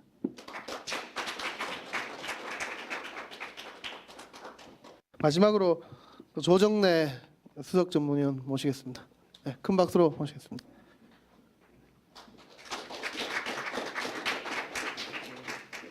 현재 개헌 논의가 진행되고 있는데요. 그 정확하게 현재는 이제 국회 특별위원회가 그 헌법 개정과 정치개혁 특별위원회가 이제 하나의 특별위원회로 합쳐져서 지금 이제 헌법 개정 및 정치개혁 특별위원회로 해서 현재 금년 1월부터 활동하고 있고요. 전년도까지는 이제 헌법 개정 특별위원회하고 정치개혁 특별위원회가 분리돼 있어서 활동을 했었다는 말씀드리겠습니다. 그리고 이제 어느 정당이나 단체 구분 없이 현재 개헌의 필요성에 대해서는 공감대가 이루어져 있다고 보여집니다. 헌법 개정 논의의 축은 뭐 여러 가지 관점에서 얘기할 수 있겠습니다. 그 자료로 좀 참고해 주시기 바라고요. 그 이제 앞에서 많이 말씀 나왔습니다. 국토도시계획의 이제 계획과 관리 영역에서 이 헌법적인 논의를 한다는 것은 상당히 그 의미가 있다고 보여지고요. 특히 이제 지금 계속해서 지적되는 부분들이 그 어떤 지방 정부의 권한 강화가 자칫 선심성 국토도시 관리로 이어지지는 않을지, 권한 남용에 따라서 다른 형태의 어떤 난개발이 일어나지는 않을지 이런 의문들이 있는 것은 이제 충분히 이해합니다. 특히나 지금 지속 가능한 국토도시 발전을 위한 이 규범적인 관점은 근본 헌법 개헌 논의와 연계되어 있습니다만 그렇지 않더라도 국회 차원에서라도 계속해서 이 고민하고 해법을 모색할 부분이 아닌가 감히 좀 말씀드리고 싶습니다. 그래서 오늘 저는 지방자치단체에서 관점에서 이런 국토도시계획 분야의 분권형 개헌이 갖는 의미가 무엇인지를 중점적으로 이제 말씀드리려고 합니다. 현재 그 국토도시계획 관리의 그 측면에서 현행 헌법 규정이 갖고 있는 현황하고 이제 특징을 좀 봐야 되겠고, 그다음에 이제 아까 이제 우리 여기 계신 분들이 다 주재하는 바와 같이 아까도 말씀드려 나왔지만 그 이제 헌법 개정이라는 것이 그동안 국민의 요구에 의해서나 혹은 국민의 의견 수렴 과정을 거쳐서 과거에 이루어진 예가 없기 때문에 대체로 보면 이제 국회 차원에서 이제 법률 형태로 그러한 요구들이 이제 담겨지는 모양새가 있습니다. 그래서 개별 법률에서도 그런 규범적 규정이 어떤 것인지 한번 좀 확인을 할 필요가 있겠다 좀 말씀드리겠고요. 그러면 이제 그런 측면에서 보면은 우리나라 헌법은 이제 계속해서 나오는 말씀입니다만은 이제 헌법 제 23조의 이제 재산권 부분에 있어서 그 재산권의 행사는 공공복리에 적합하도록 해야 한다. 이런 부분들이 이제 사실은 재산권의 대부분이 이제 토지재산권, 많은 포션이 토지재산권이라고 봤을 때 이 토지재산권만큼은 이제 공공성, 사회성을 이제 갖는 범위에서 행사되어야 한다라는 게 현행 헌법 규정의 이제 핵심 특징이라고 할 수 있겠고요. 그거에 근거해서 이제 122조의 그 제한과 의무를 과할 수 있는 것도 명확하게 하고 있습니다. 이런 부분들은 이제 일반 다른 재산권과 다르게 특별히 이제 토지 재산권의 사회성을 이제 강조했다고 볼 수 있겠고요. 그다음에 두 번째는 이제 환경권입니다. 그리고 세 번째는 주거권 부분인데 이게 주거권 부분이 국민의 이제 권리로서 인정되는기보다는 이제 국가의 노력 의무로 이게 규정되어 있다는 것이 좀 특징적이었습니다. 그다음 이어서 이제 그 헌법이 아니라 이제 기본 법률적인 관점 법률들을 보게 되면 일단은 뭐 환경정책기본법은 53쪽입니다. 그 환경권의 내용과 내용을 이제 이 법에서 구체적으로 규율하고 있고, 그다음에 환경권의 권리를 이제 구체적으로 좀 규율하고 있는데, 현행 헌법에 있는 내용들을 기본 이념 측면에서 충분히 좀 설명을 하고 있고, 권리는 그대로 인용하고 있다는 것이 특징입니다. 그다음에 이제 여기 우리 박무익 국장님께서도 잘 관여하셨지만, 이제 우리가 지난 2002년도에 국토기본법하고 국토계획법을 이제 국토계획법을 제정할 당시에 이제 어떻게 보면 국토를 지속 가능하게 발전시키고 환경 친화적으로 발전시키기 위해서 어떠한 이념을 담아야 될 것인가를 고민한 끝에 이제 이 국토계획법과 국토기본법에 천명이 되어 있는 사항이 있습니다. 한번 좀 환기하는 의미에서 읽어보면, 국토는 모든 국민의 삶의 터전이며 후세에 물려줄 민족의 자산이므로 국토에 관한 계획 및 정책은 개발과 환경의 조화를 바탕으로 국토를 균형 있게 발전시키고 국가의 경쟁력을 높이며 국민의 삶의 질을 개선함으로써 국토의 지속 가능한 발전을 도모할 수 있도록 집행하여야 한다라고 천명하고 있습니다. 그리고 이제 이어서 건축기본법, 주거기본법. 지난 이제 2015년도에는 주거기본법을 제정하면서 주거권이라는 내용을 이제 법률로 명확하게 규정하였습니다. 주거권은 이제 국민은 관계법령 및 조례로 정하는 바에 따라 물리적 사회적 위험으로부터 벗어나 쾌적하고 안정적인 주거 환경에서 인간다운 주거 생활을 할 권리를 갖는다라고 규정하고 있습니다. 이제 어떻게 보면 헌법에서 쾌적한 주거 환경을 제공해야 될 국가의 노력 의무만 규정하였는데, 이걸 이제 법률로서 법률 기본권을 이제 부여함으로써 보충하고 있다는 말씀드리겠습니다. 여기서 이제 우리가 헌법을 이제 규율할 때 우리가 고민되는 부분이 이 헌법에 규정할 사항인지 법률로 규정할 사항인지는 사실 굉장히 어려운 문제고 별개의 문제가 될 수 있습니다. 그래서 헌법은 기본적으로 이제 우리 국가 운영의 기본법이 되겠는데, 제가 봤을 때는 한 세대 이상 변치 않을 정도의 이제 규범적 사항 중심으로 이제 규율하려고 노력할 필요가 있다는 측면이고요. 그다음에 이제 법률인 부분인데, 법률은 굉장히 어떻게 보면 상대적으로 헌법보다는 유연하고 국민과의 관계도 이제 밀접하다고 또 볼 수 있겠습니다. 어떤 보면 이제 문제를 치유하고 해법을 제시하는 측면에서 그렇다는 말씀입니다. 그래서 이제 한편에서 이제 우리 그 법률 입법에 있어서 갖는 제약이 이제 헌법의 적법성 여부가 되겠는데, 이제 어떻게 보면 헌법에 규정하는 것은 이제 법률 입법 형성의 범위를 어떻게 보면 제약하는 근본적인 한계가 있겠고요. 또 다른 한편에서는 지침적인 역할을 하고 있습니다. 그런데 이제 지금 아까 개별법들 말씀드렸습니다만, 환경정책기본법, 국토기본법, 그다음에 이제 주거기본법, 이런 식으로 시차를 두면서 어떤 권리나 기본 이념들이 이렇게 확장되고는 있는데, 이런 것들이 이제 법률로 규율하는 것이 갖고 있는 특별한 한계라고 볼 수 있겠습니다. 그래서 헌법에서 그런 것들을 좀 명시하게 되면 어떤 개별 법률들이 입법 형성이 자유롭게 가면서도 그런 방향성을 분명히 컨트롤할 수 있다고 하나, 지침적인 역할을 분명히 할 수 있다는 측면에서 의미가 있지 않나 싶습니다. 그래서 이제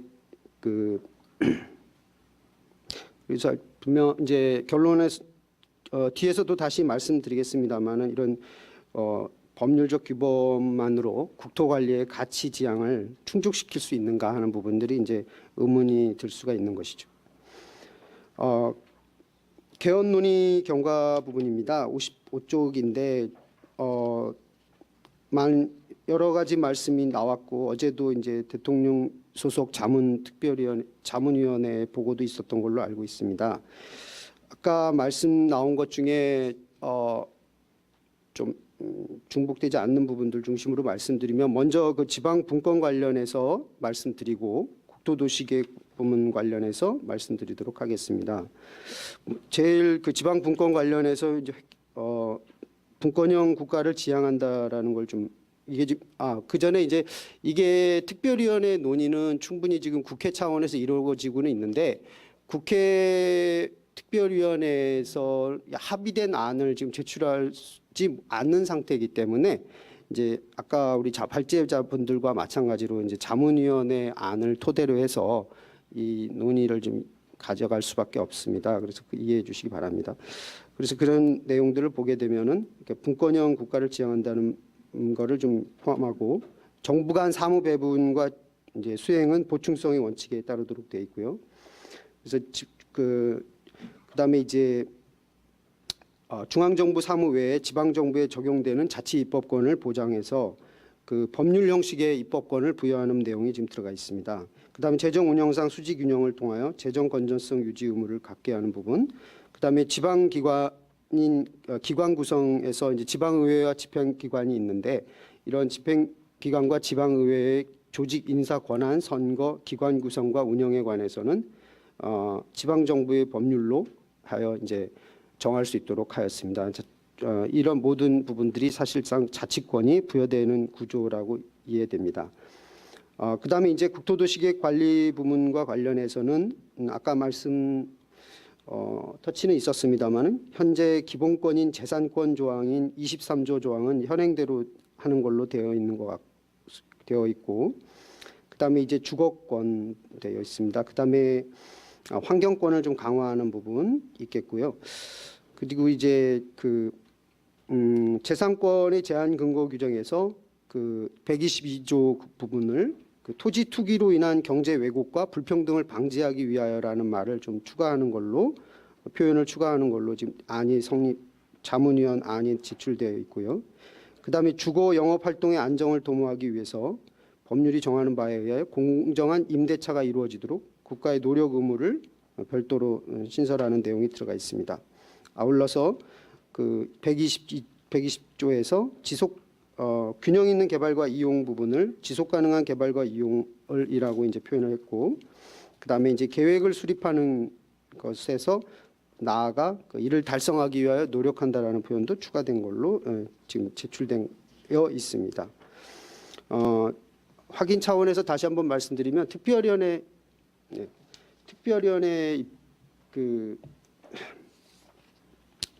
입장은 아직까지 이제 공식적으로 제출되어 있지 않다는 건데요. 대체로 이런 부분들에 있어서는 어느 정도 접점이 이루어지기를 좀 기대하고 있고요. 접점이 이루어질 것으로 좀 전망하고 있습니다. 국토의 계획 정책 이념 실현을 위한 지방행정 부분입니다. 지금 지금 국토계획 체계는 저희가 이제 아까도 말씀 많이 나왔습니다만은 그 국토종합계획하고 도종합계획, 시군 계획 이런 식으로 되어 있는데 주지하다시피 실질적인 재산권의 내용을 정리하는 부분은 단위 계획인 도시관리 계획이라고 볼 수 있겠는데 시군 계획이 되겠습니다. 이런 부분들이 이제 실제 현장에서 지방 정부 차원에서 많은 이 정책적인 수요가 형성이 되고 많은 아이디어가 이제 창의적인 사항들이 지금 논의가 될 수 있는 구조이고요.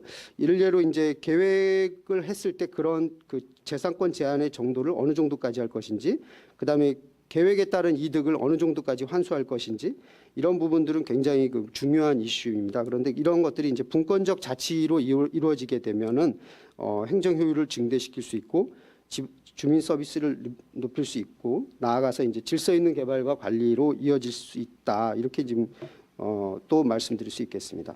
한편에서는 이제 권한의 문제를 또 말씀드리고 싶은데요. 일단은 아까 이상대 박사님 말씀과 관련되는 부분인데 현재 서울시나 광역시 같은 경우는 도시계획권이 이제 자치구청, 기초자치정부에게 이제 부여돼 있지 않고 이제 이방권만 어떻게 보면 위임돼 있는 부분인데 이런 부분들이 이제 문제가 좀 논란이 될 수 있겠고, 반면에 이제 광역 지방 정부 중에서 도인 경우에는 이제 하위 기초자치단체에서 도시계획권을 이제 갖고 있고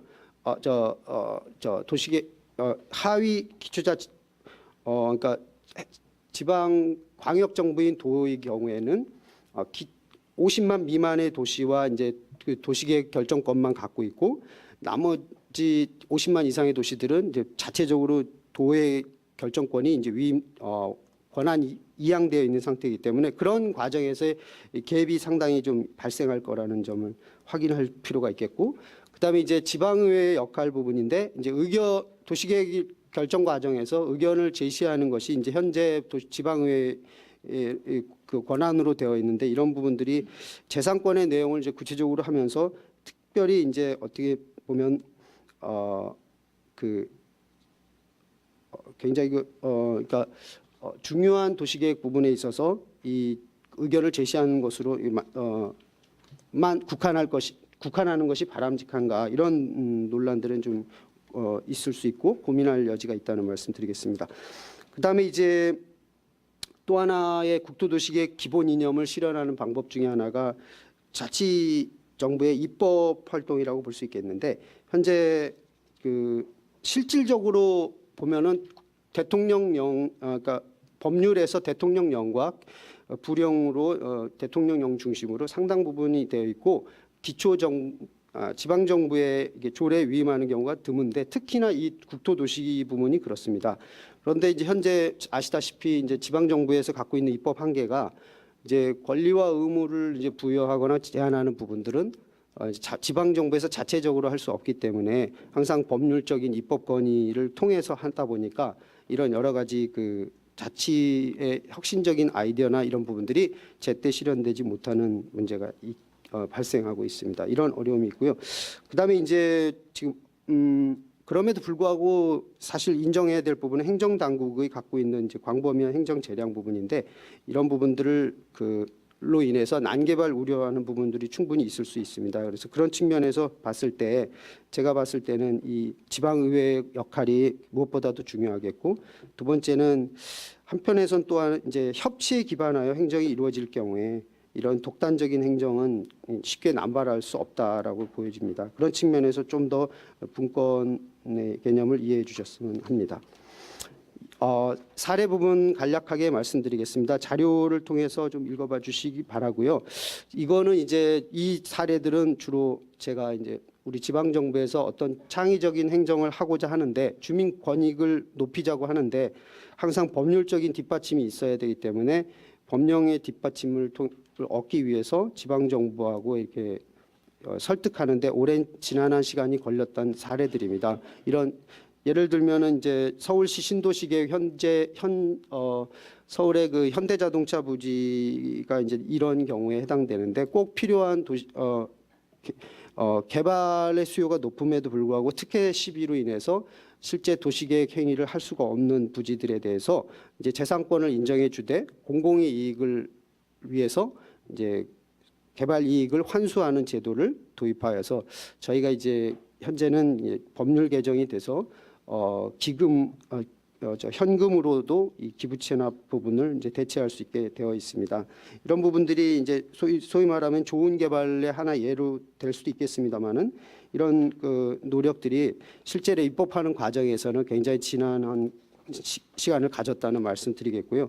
또 한편에서는 서울시 같은 경우는 이제 어떤 북한산 콘도 난개발 사례나 뉴타운 사업 문제가 있어서 이제 시대가 바뀌어도 훼손되지 않는 일관된 원칙의 그 도시계획 원칙을 좀 마련해 보고자 나름대로 이제 서울시 도시계획 헌장을 제정한 경우가 있었습니다. 지난 3년여 동안 논의를 거쳤는데요.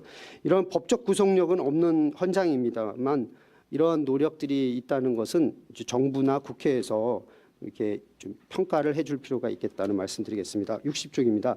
그다음 뉴타운 사업에 따른 주민 갈등 해소 노력 부분도 여기 계신 분들이 상당 부분 이제 잘 알고 계시는 내용입니다만은, 지난 2012년도에 우리가 이제 뉴타운 재개발 출구 전략을 하면서 현재까지 이어오고 있는데, 현재 그 주민 투표로 사업 추진 의사를 확인하게 해서 하고 있고, 그다음에 이제 조합이나 추진 주체가 사용한 매몰 비용에 대해서 우리가 일정 정도 이제 보조해 주는 걸로 출구 전략을 시행하고 있는데, 약 680여 개 구역 중 한 400여 구역이 현재 해제되어 있는 상태고, 이러한 큰 갈등 비용을 지금 많이 완화해서 잘 정리가 되고 있다는 말씀 좀 드리고 싶은데, 이 또한 그 매몰 비용의 지원 근거나 그 주민투표에 의한 탈출 부분도 이제 정부와 국회의 입법 건의를 통해서 많은 시간 흐른 후에 저희가 이제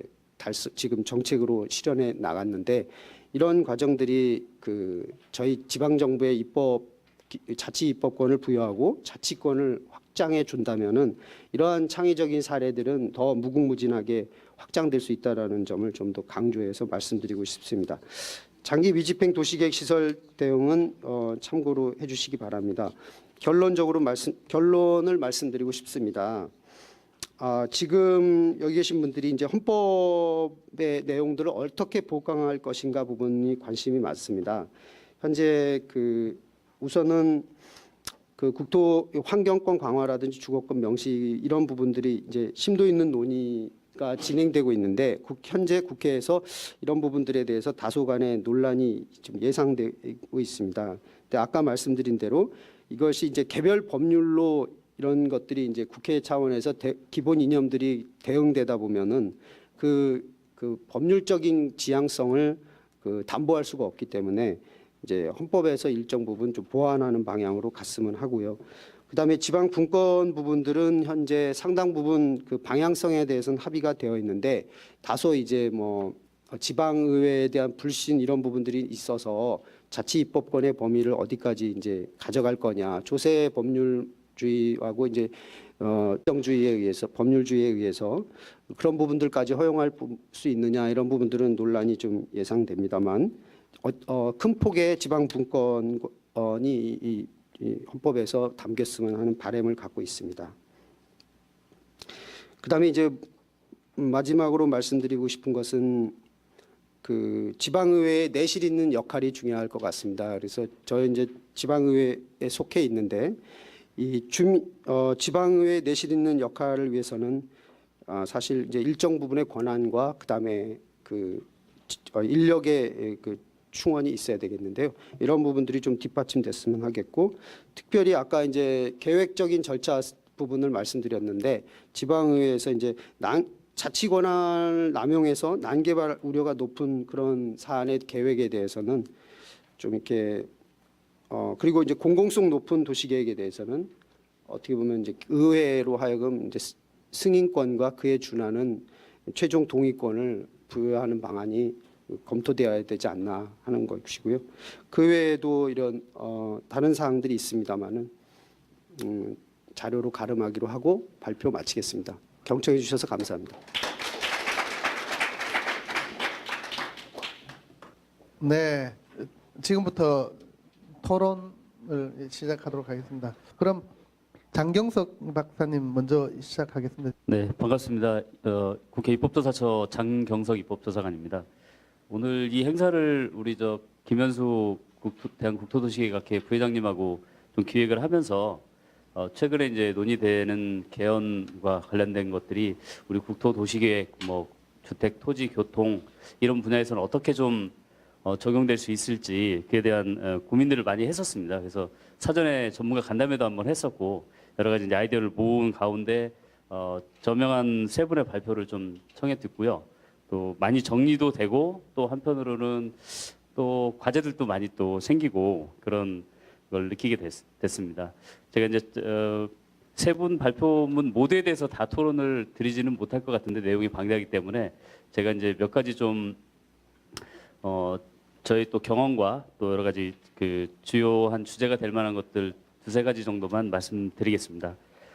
제가 이제 국회에 좀 근무를 하면서 입법조사 업무를 수행을 하다 보니까 우리 특히 이제 국토도시 또 주택, 토지, 부동산 이런 분야의 경우에는 이게 이른바 서울법 현상이다 이런 것들을 많이 경험을 했습니다. 그래서 우리가 이제 입법이나 법률이나 뭐 이런 법령이 모든 국민들한테 좀 더 보편적으로 영향을 주고 좀 미치면 바람직할 텐데 그게 이제 법률의 어떤 효과나 이런 것들이 지리적인 측면에서 보면 특정 지역에 좀 몰리는 그래서 특히 이제 지방에 계신 분들 입장에서는 이건 서울법이다 이런 말씀들을 많이 하셨던 게 기억이 나서 그거를 그냥 이제 좀 쉬운 말로 얘기를 하자면 법률 효과나 이런 것들이 지리적으로 편중되는 현상 이걸 서울법 현상이라고 제가 이름을 좀 붙이고 있는데요. 이런 것들이 좀 많이 있었다 하는 반성이 듭니다. 제가 국회에 이제 근무하게 된 지 얼마 안 됐을 때 도시 및 주거환경정비법상의 이제 재건축 사업의 경우에 각 시도 조례에 따라서 그 용적률이 설정이 돼 있었는데 이제 그 법률이 개정되면서 법적 상한 용적률까지 재건축할 수 있도록 당시로서는 300% 그렇게 이제 법률로 저희밖에 없는 것 같아요. 우리밖에. 그래서 이런 것도 향후 같이 통합적으로 계획하고 그다음에 시공 중심보다는 건설 산업 구조 자체도 좀 엔지니어링 중심으로 디벨로퍼 기능을 좀 강화하는 측면으로 가는 것도 지금 시대의 흐름에 같이 맞추어서 갈 수 있는 종합적인 패키지 정책이 아닌가 이렇게 생각합니다. 오늘 이 출발 상당히 의미 있는 출발이 될 것 같습니다. 우리 조정식 위원장님 이렇게 직접 축사까지 하러 나오셨는데요.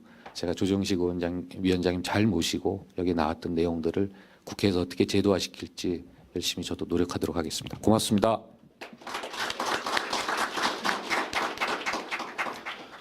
네, 다음은 대한국토도시계획학회 정창무 회장님께서 환영사를 해주시겠습니다. 큰 박수로 맞이해 주시기 바랍니다. 예, 오늘 축사를 해주신 그 이내영 차장님, 그다음에 조정식 국토교통위원장님, 그 환영사 해주신 황 의원님께 감사드립니다. 예, 봄이 오고 있고요. 이제 오늘 여기 오면서 여의도의 봄을 좀 느끼고 왔었습니다. 그래서 그 봄 기운이 여러분들 댁내도 가득하시기를 소망을 하고요. 제가 이제 이 환영사나 축사할 때마다 곤혹스러운 일이 하나 있습니다. 황희 의원님 다음에 하면은 정말 곤혹스러워요. 읽을 수도 없고 완전 그 뭐 원고 없이 일하시거든요. 그래서 워낙 대비가 돼서 그래서 참 얘기 잘하시는구나, 설득력이 있다. 그래서 제가 이제 오늘 이 자리에 와서 참 드리고 싶은 얘기가 지금 헌법 개정 논의가 한참입니다. 그래서 이제 대통령 중임제다 4년, 그다음에 이제 수도는 뭐 법률로 정한다 이런 내용들이 언론에 언급되고 있는데 사실 더 중요한 거는 우리가 아직 태어나지 않는 다음 세대들한테 우리의 국토 공간을 어떻게 물려줄 것인가, 이게 정말 더 크고 중요한 문제거든요. 근데 사람들이 관심이 없습니다. 그래서 저희가 지금 미래를 보고 대한민국의 정체성, 국채, 우리 민족 뭐 이런 것들을 생각한다 그러면 대통령이 뭐 4년을 2번 하느니 보다는 훨씬 더 이 땅을 어떻게 갖고 이 땅에 사는 사람들의 삶의 양식을 어떻게 규정할 것인가, 이런 좀 본질적인 논의가 있었어야 되는데 그런 논의는 싹 빠지고요. 그래서 그런 것들이 참 안타깝습니다. 그래서 오늘 제가 이 자리에 굳이 온 것도 여기 제가 볼 때는 조정식 위원장님, 황희 의원님은 제가 볼 때는 우리 다음 세대를 위해서 열심히 일해 주실 분이고, 이제 국회에서 이 아직도 목소리가 없는, 표가 없는, 그다음에 이런 다음 세대를 위해서 우리가 좀 이 국토를 잘 가꾸고 넘겨주는데 앞장서실 거라고 믿고 있기 때문에 제가 참 든든하기도 하고 제 부탁도 드리고 싶습니다. 이게 지금 분권과 이제 그 쉽게 얘기하면 개헌 뭐 이런 것들이 보면 국토 도시라는 관점에서 보면 아주 심각합니다. 그러니까 지금 보면은 우리나라는 대한시 민국도예요. 그러니까 반일 생활권이 된 지 한참 됐거든요. 그러니까 이제 뭐 세종시에서 반나절이면 왔다 갔다 하고, 그다음에 뭐 제주도 비행기 타면 그래서 반일 생활권이 됐는데 이걸 만약에 지방에다 나눠주면 어떤 일이 벌어질까? 제가 볼 때는 이제 쉽게 얘기하면 아까 황 의원님 얘기한 것 같이 이제 시민들의 품으로 가겠죠. 근데 시민들이 바라보는 시각이라는 게 가로등, 보안등, 횡단보도를 넘어설 수 있을까? 제가 볼 때는 그게 정말 어려운 문제라고 생각합니다. 그러다 보면 이제 예컨대 모든 권한이 지방 분권이 됐을 때 제주에서 보듯이 중산간 난개발 뭐 떡이 되고 있습니다. 땅 가진 분들이 왜 규제를 거냐, 마음대로 해달라. 그래서 우리는 진짜 눈에 보듯이 그런 아픔들을, 그런 이제 부작용들을 갖다 예단을 할 수가 있는 거죠. 그래서 제가 볼 때는 아마 우리 사회가 그러한 부작용을 갖다가 좀 줄이고 뭔가 리더십을 보여주는 어떤 기관이나 단체나 자치단체가 이렇게 하는 게 맞다, 이런 해답을 좀 빨리 찾아야 될 거라고 봅니다. 그래서 이제 하나 기대하고 싶은 거는 저희가 이제 TV 가설을 다 알죠. 그래서 발로 하는 투표예요. 그래서 수도권이 각각 뭐 서울시, 경기도, 뭐 인천시가 각각 따로 국토 관리를 하고 도시계획을 따로따로 한다 그러면 세금도 달라질 거고 편의시설도 달라지고 교통도 달라질 겁니다.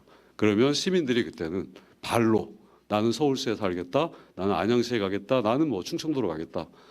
이러한 경쟁이 자연스럽게 일어날 거라고 봅니다. 그래서 우리는 그런 이제 혼란의 와중에서 생겨나는 새로운 시도와 이제 쉽게 발명 같은 것들을 빨리 채택하고 어떤 것들이 더 좋은가를 갖다 빨리 사회적으로 해를 찾아가는 노력이 좀 필요하지 않을까. 그러기 위해서 이번에 개정되는 헌법에 어떤 내용을 담아야 될 것인가 정말 고민스럽습니다. 근데 지금 문제점에 대해서는 우리가 지적을 하는데 적어도 100년, 200년 내려갈 국토를 관리하기 위해서 그랜드 플랜이라는 게 있는 거냐. 그래서 제가 볼 때는 오늘 여기 오신 분들이 저희 학회에 쟁쟁한 분들입니다. 그래서 그런 것들에 대한 좀 단서나 단초를 저희한테 얘기해 주실 거라고 믿고 있습니다. 그래서 좀 어쩌다 보니까 얘기가 무거운 자리가 됐는데 저희 모두가 같이 해를 찾아 나가는 그런 이제 긴 여정의 출발이 바로 오늘 이 자리가 되지 않을까 싶습니다. 그래서 여기 오신 분들도 다시 한번 우리 고민에 동참해 주시고 좋은 지혜를 나눠 주시기를 간곡히 부탁드리고 새봄의 향기가 가득하시기를 기원합니다. 고맙습니다. 그럼 우선 첫 번째 이재준 교수님 학회가 공동으로 주최하는 지방 분권형 개헌과 지속 가능한 국토도시 계획 및 관리를 위한 정책과제 세미나의 개회식을 시작하도록 하겠습니다. 그러면 이어서 이내영 국회 입법조사처장님으로부터 개회사를 듣도록 하겠습니다. 큰 박수 부탁드리겠습니다.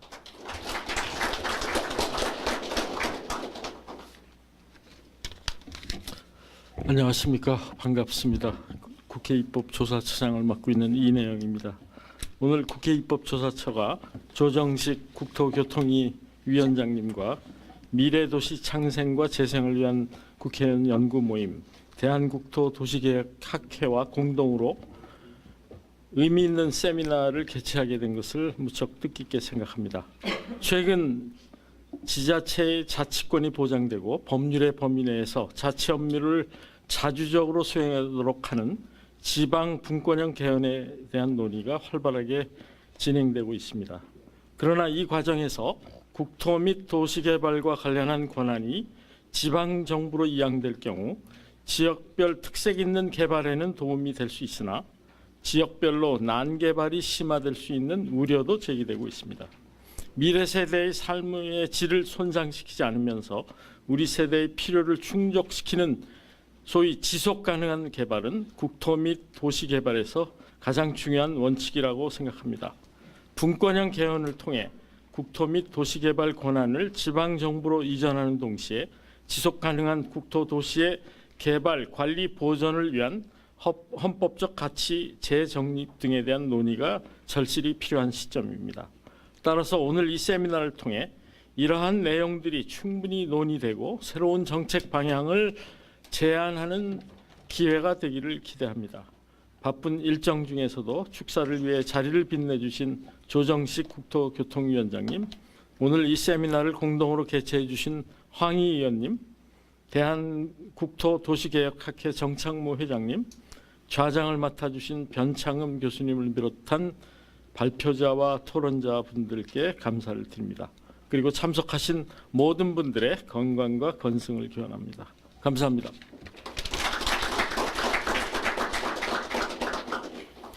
다음은 조정식 국토교통위원장님께서 축사를 해주시겠습니다. 따뜻한 박수 부탁드리겠습니다.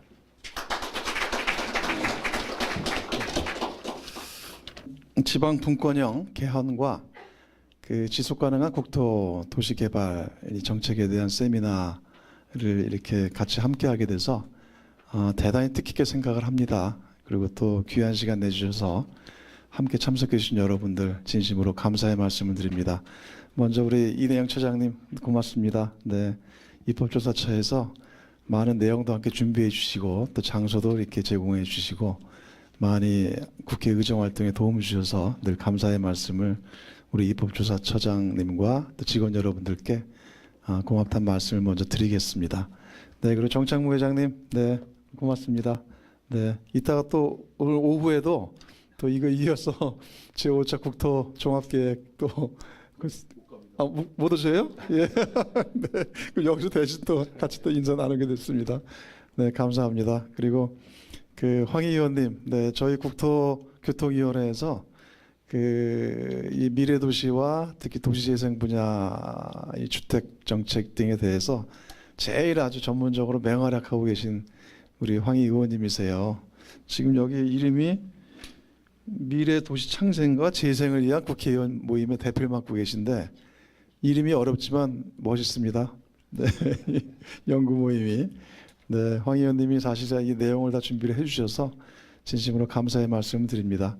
네, 그리고 변창흠 교수님, 네, 또 오랜만에 뵙지만 오늘 또 좌장 맡으셔서 감사하다는 말씀 드리고 또 이재준 교수님 비롯한 여러 발제자 토론자께도 감사드립니다. 뭐 지금 뭐 다 아시다시피 국회뿐만 아니라 우리 사회, 우리 정치권에서 그 제일 큰 국가적인 이슈와 화두가 개헌 문제입니다. 그러니까 87년 체제의 낡은 옥과 낡은 가치, 낡은 패러다임을 이제는 새로운 미래와 그 새로운 시대에 맞게 정말 이제 개헌을 이제 국민적 합의에서 해야 된다라는 공감대가 형성이 돼 있고 그 저는 뭐 반드시 개헌이 이루어져야 되고 지금이 가장 적기다라고 생각을 똑같이 하고 있습니다.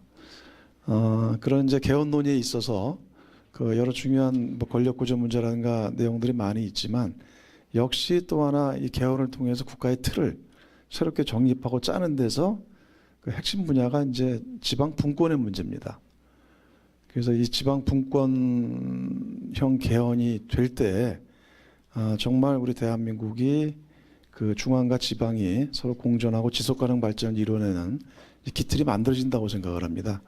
그러니까 지방자치제가 도입된 지 27년이 지나서 이제 풀뿌리 민주주의가 많이 정착해 가고 있어요.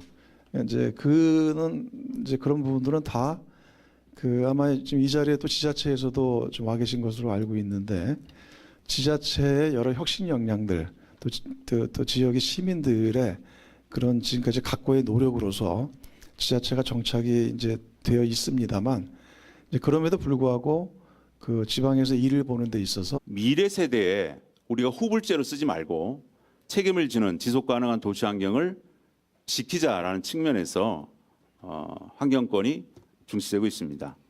사진들은 지금 주로 우리 국토에서 일어나는 난개발인데요. 대체로 찾아보면은 수도권에 가장 많고요. 또 지방으로 갈수록 대도시권 주변에 많이 있습니다. 최근에 찍은 화성시 인구 위성 사진인데요. 주로 파란색이 보이는 것들이 다 공장입니다. 공장 난개발로 화성시 전체가 이렇다고 보시면 됩니다. 이걸 지도로 한번 표현해 봤는데요. 점점이 찍혀 있는 것이 다 공장 난개발이다라고 보시면 됩니다. 2010년에 제가 조사한 학자인 시절에 한번 조사한 적이 있었습니다. 난개발 현황을 여러 차례 조사를 해보니까 현장에서 주로 공장 종업원 수는 30명 미만이 대체로 많았고요. 부지 면적은 5,000스퀘어미터 미만이 대부분이었습니다. 결국 이건 뭘 말하냐? 나홀로 공장, 소규모 공장 난개발이 대다수다 이런 걸 반증합니다. 유형은 크게 네 가지로 볼 수 있는데요. 구릉지 내 능선 주변에 산림을 주로 훼손하는 것, 또 마을 주변에 입지하는데 생활 환경, 마을 환경과 별로 이렇게 접목이 잘 안 되는 것, 또 우량 농경지, 호소, 저수지 주변에도 난개발이 많습니다. 그리고 주로 우리가 다니는 주요 간선도로변에 교통시설이 좋기 때문에 주로 난개발이 입지가 많이 됩니다. 지금까지 헌법 개정의 논의 결과를 좀 정리해봤습니다. 특히 난개발 방지 측면에서 정리해봤더니 크게 세 가지가 있었습니다. 첫 번째는 생명체 존중의 신설이 좀 특징적으로 나타나고 있습니다. 과거에 35조 쾌적성을 강조한 35조를 37조로 변경하면서 모든 생명체는 존중받고 이런 문구가 새롭게 들어가고요. 또 국가는 미래 세대에 대한 책임을 지고 환경을 지속 가능하게 보존해야 된다. 지난 2월까지 이런 조문이 깊숙하게 논의돼서 국회에서 조문 형태로 지금 도출됐습니다. 두 번째는 지속 가능한 신설 파트입니다. 국토 이용은 적절한 조화와 균형이 이루어져야 된다. 이런 것을 강조했는 것인데요. 과거 120조 사항을 121조로 수정해서 국토를 영토로 어휘를 바뀌었고요. 또 국가는 사망에 자연의 재생 능력과 국민의 자연 이용 수요 사이에서 지속 가능한 균형을 달성하기에 노력한다라는 것이 논의되고 있습니다. 세 번째는 토지 공개념 신설입니다. 대통령 보고에 대통령 발의 사항에도 굉장히 중요하게 들어갔는데요. 기존의 122조가 123조로 변경되면서 역시 여기도 국토를 영토로 바뀌었고요. 2항에 토지 재산권에 대하여 공공복리를 위하여 특별한 제한과 부담이 부과될 수 있다. 공개념을 확실히 중시했습니다. 자, 그러면 그동안 난개발 방지 제도는 없었느냐? 있었습니다. 굉장히 많은 제도가 있었습니다. 아마 대한민국만큼 난개발을 방지하기 위해서 많은 제도가 있는 나라도 별로 없습니다. 정부별 난개발 관련 정책을 한번 들여다보면요. 김영삼 정부 때까지 굉장히 시장 자유의 원칙에 의해서 난개발이 너무 극심해서 김대중 대통령 정부 때 난개발 방지, 무계획적 개발을 어떻게 방지하느냐 굉장히 총력을 기울였습니다. 제가 그 당시 학자였을 때도 굉장히 많은 법 조문과 개정에 참여를 했었는데요. 대표적인 게 개발행위 허가가 2000년에 들어왔고요. 또 국토기본법과 국토계획법, 지구단위 계획 같은 것이 2002년에 기반시설 연동제와 더불어 들어왔습니다. 굉장히 파격적으로 들어왔습니다. 노무현 정부 때는 기반시설 부담금, 공장입지 유도지역, 준산업단지가 2006년, 2007년에 들어왔습니다. 또 아울러서 경관법도 2007년에 신설됐습니다. 그런데 이명박 대통령 시절에는 규제 완화를 많이 외쳐서 거꾸로 연적개발 제한 제도를 폐지했습니다. 다시 박근혜 정부에 들어와서 지금 우리가 외국에서 많이 쓰는 성장관리법, 비도시 지역의 성장관리 제도를 2013년에 도입을 했고요. 드디어 지속가능발전법을 15년도에 도입했습니다. 자, 그러면 문재인 정부 때는 어떤 노력을 해야 되느냐? 저는 이 헌법 개정에 난개발 방지가 들어가야 된다고 생각합니다. 김영삼 정부 때 근본적으로 파고 들어가면 과거 국토이용관리법 시절에 어느 정부별로 늘 화두였던 농가부채 탕감의 대책으로 김영삼 정부가 국토이용 관리에 개발을 허용했습니다.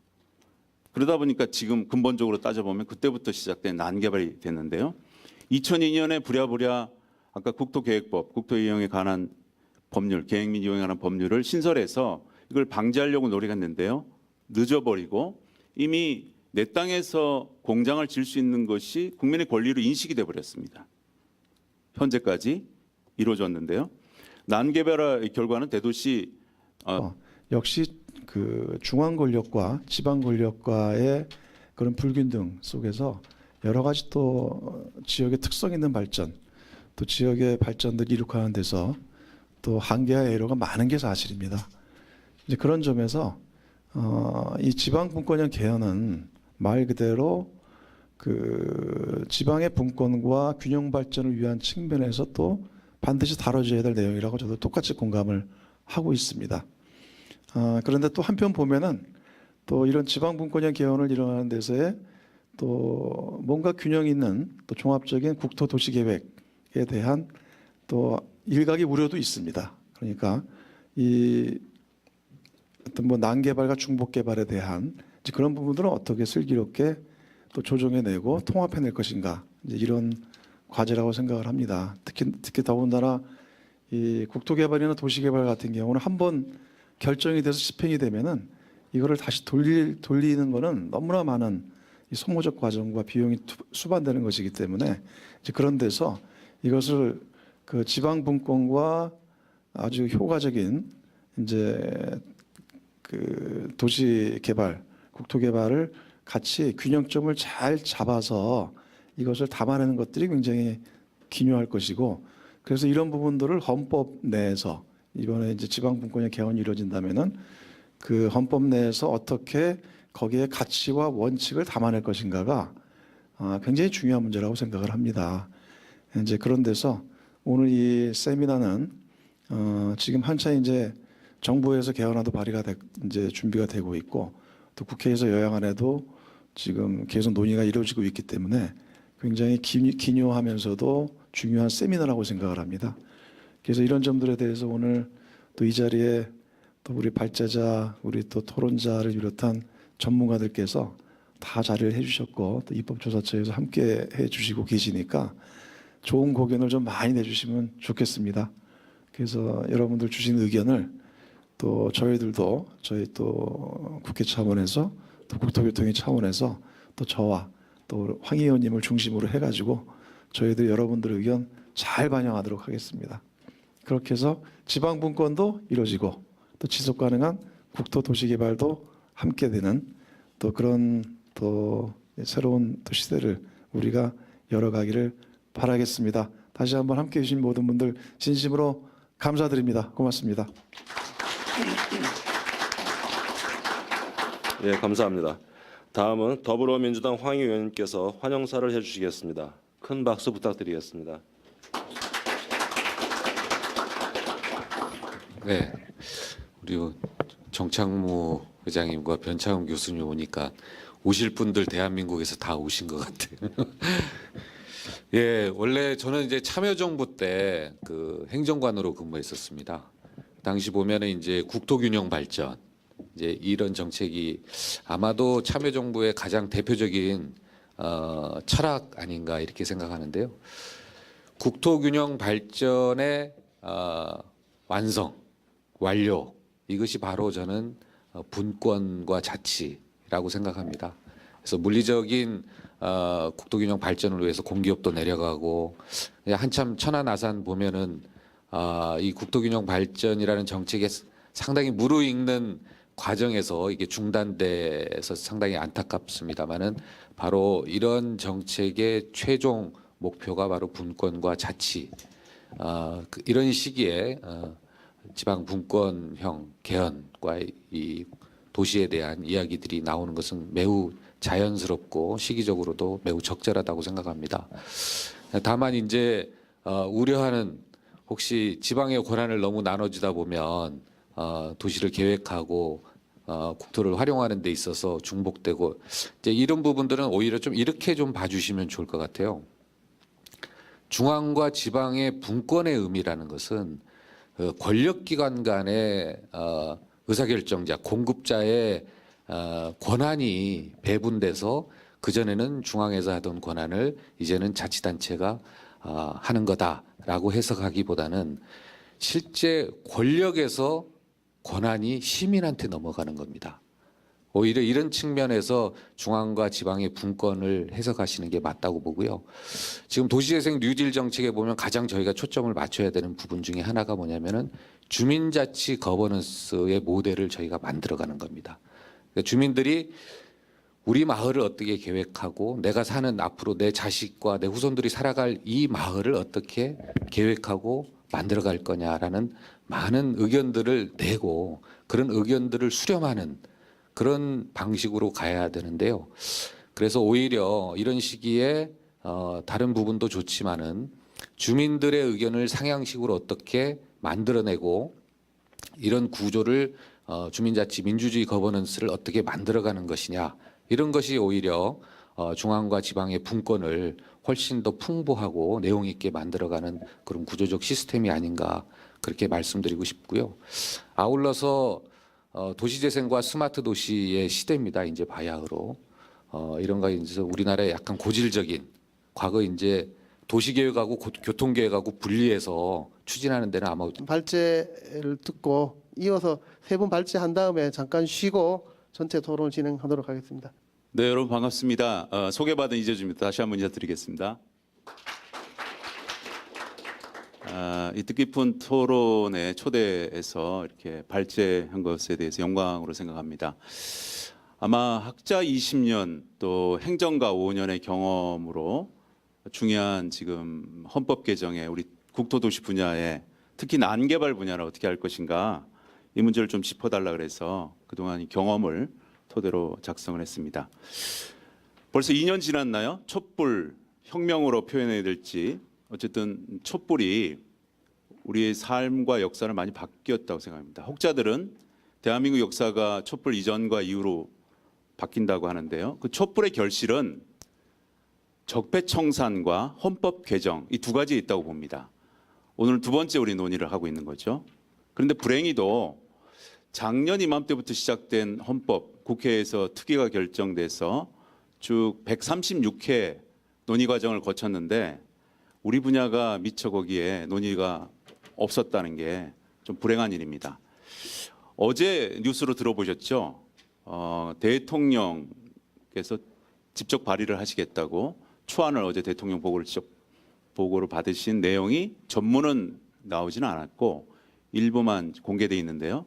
우리와 관련되는 게 아마 토지 공개념 개념이 눈에 확 들어오더라고요. 어쨌든 그런 개념인데 제가 오늘 말씀드리는 것은 대통령 발의 내용은 보지 못했고요. 그 전에 준비를 하면서 국회가 2월 달까지 한 1년여에 걸쳐서 활동했던 내용을 토대로 도시환경과 난개발을 먼저 말씀드리겠습니다. 지금 우리가 하는 헌법 개정은 크게 세 가지 분야가 있다고 봅니다. 첫 번째는 많이 논의되는 권력구조 개편, 또 두 번째는 국민기본권 확대, 그리고 지방자치단체들이 많이 엄원하는 지방분권 강화 이 세 가지가 크게 있습니다. 저희가 재헌 70년입니다. 올해가. 그런데 아시다시피 9차 개정이 됐고 이제 10차 개정을 하려고 논의 중에 있는데요. 우리보다 1년 뒤에 재헌을 한 독일 같은 경우에는 무려 60차례 개정을 했고요. 스위스는 150차례 개정을 했습니다. 우리나라 헌법학자들은 우리나라 헌법의 특징이 경성헌법이다, 딱딱한 헌법이다라고 규정을 하고 있고요. 다른 나라들은 연성헌법이다 이렇게 규정하고 있는데 저는 헌법학자는 아니지만 도시계획학자로 보면은 참 이해할 수가 없습니다. 모든 헌법과 법률은 국민이 원할 때 바뀌어야 됩니다. 학자들이 규정하는 경성, 연성을 구별할 필요가 없다고 봅니다. 그래서 지금부터라도 국민이 원할 때 법이 바뀌어야 됩니다. 그것이 비록 헌법이라도 9차와 10차 사이에는 무려 30년이 지났습니다. 굉장히 아이러니한 거죠. 9차까지도 국민들이 원하는 것은 한 번도 없었습니다. 주로 권력구조 개편 측면에서 9차가 논의됐기 때문에 앞으로 이 헌법 개정 논의는 국민이 원할 때 OECD 평균이 3, 4년 만에 한 번씩 바뀌는 것을 참고해서 언제든지 개정할 수 있다라는 것으로 하고요. 저희 국토도시 분야의 이런 노력들이 지금 불행히도 만약 담기지 못한다 그래도 3, 4년 뒤에 다시 개정을 할 때 반드시 들어갈 수 있도록 뭐 여러 가지 노력을 해야 될 것 같습니다. 헌법과 법률에 지금 논의하고자 하는 특히 난개발과 관련된 도시환경권은 헌법에서는 한 3조문이 관련된다고 보고요. 법률은 다양하게 있지만 특히 관련되는 것이 한 4가지 법률이 있다고 봅니다. 헌법은 제35조 주로 쾌적성을 보장하자는 의미의 내용과 120조 개발과 이용, 국토를 어떻게 개발하고 이용하느냐, 122조에 소위 요즘 이제 확대되는 토지 공개념 수준의 이제 버금가는 제한과 의무 사항이 있고요. 법률은 뭐 잘 아시다시피 국토기본법, 환경정책기본법, 또 지속가능발전법, 또 2002년에 워낙 난개발이 돼서 법률을 통합해서 개정한 국토계획법, 국토의 계획 및 이용에 관한 법률이죠. 이런 법률이 직접 관련된다고 볼 수 있습니다. 난개발이라는 것은 뭐 그대로 무질서하고 계획적이지 아니한 개발입니다. 대표적인 도시계획과 같은 계획적 통제를 받지 않는 무계획적 개발을 통칭하고요. 주로 이제 도시 기반 시설 설치를 고의로 회피해서 개발합니다. 농경지나 산림 등 주요 환경과 경관해소는 굉장히 크고요. 또 인근 지역과 개발이 부조화돼서 나홀로 아파트 등 여러 가지 현상들이 나타나는 것을 통상 난개발이다 이렇게 지칭하고 있습니다. 도시 환경권 측면에서 이 난개발은 궁극적으로는 한정된 토지를 효율적으로 쓰지도 못하는데 첫 번째가 있고 두 번째는 국민의 기본 도시환경권을 위협해서 궁극적으로는 삶의 질을 훼손한다. 그렇기 때문에 난개발 측면의 훼손 문제를 헌법에 규정할 필요가 있겠다라고 생각되는데 크게 보면은 건강하고 쾌적한 환경을 누릴 권리를 찾아야 되고요. 또 도시 관리의 사각지대인 환경 훼손과 오염을 근본적으로 방지해야 된다. 또 더더군다나 지금 축사 과정에서 많이 얘기했던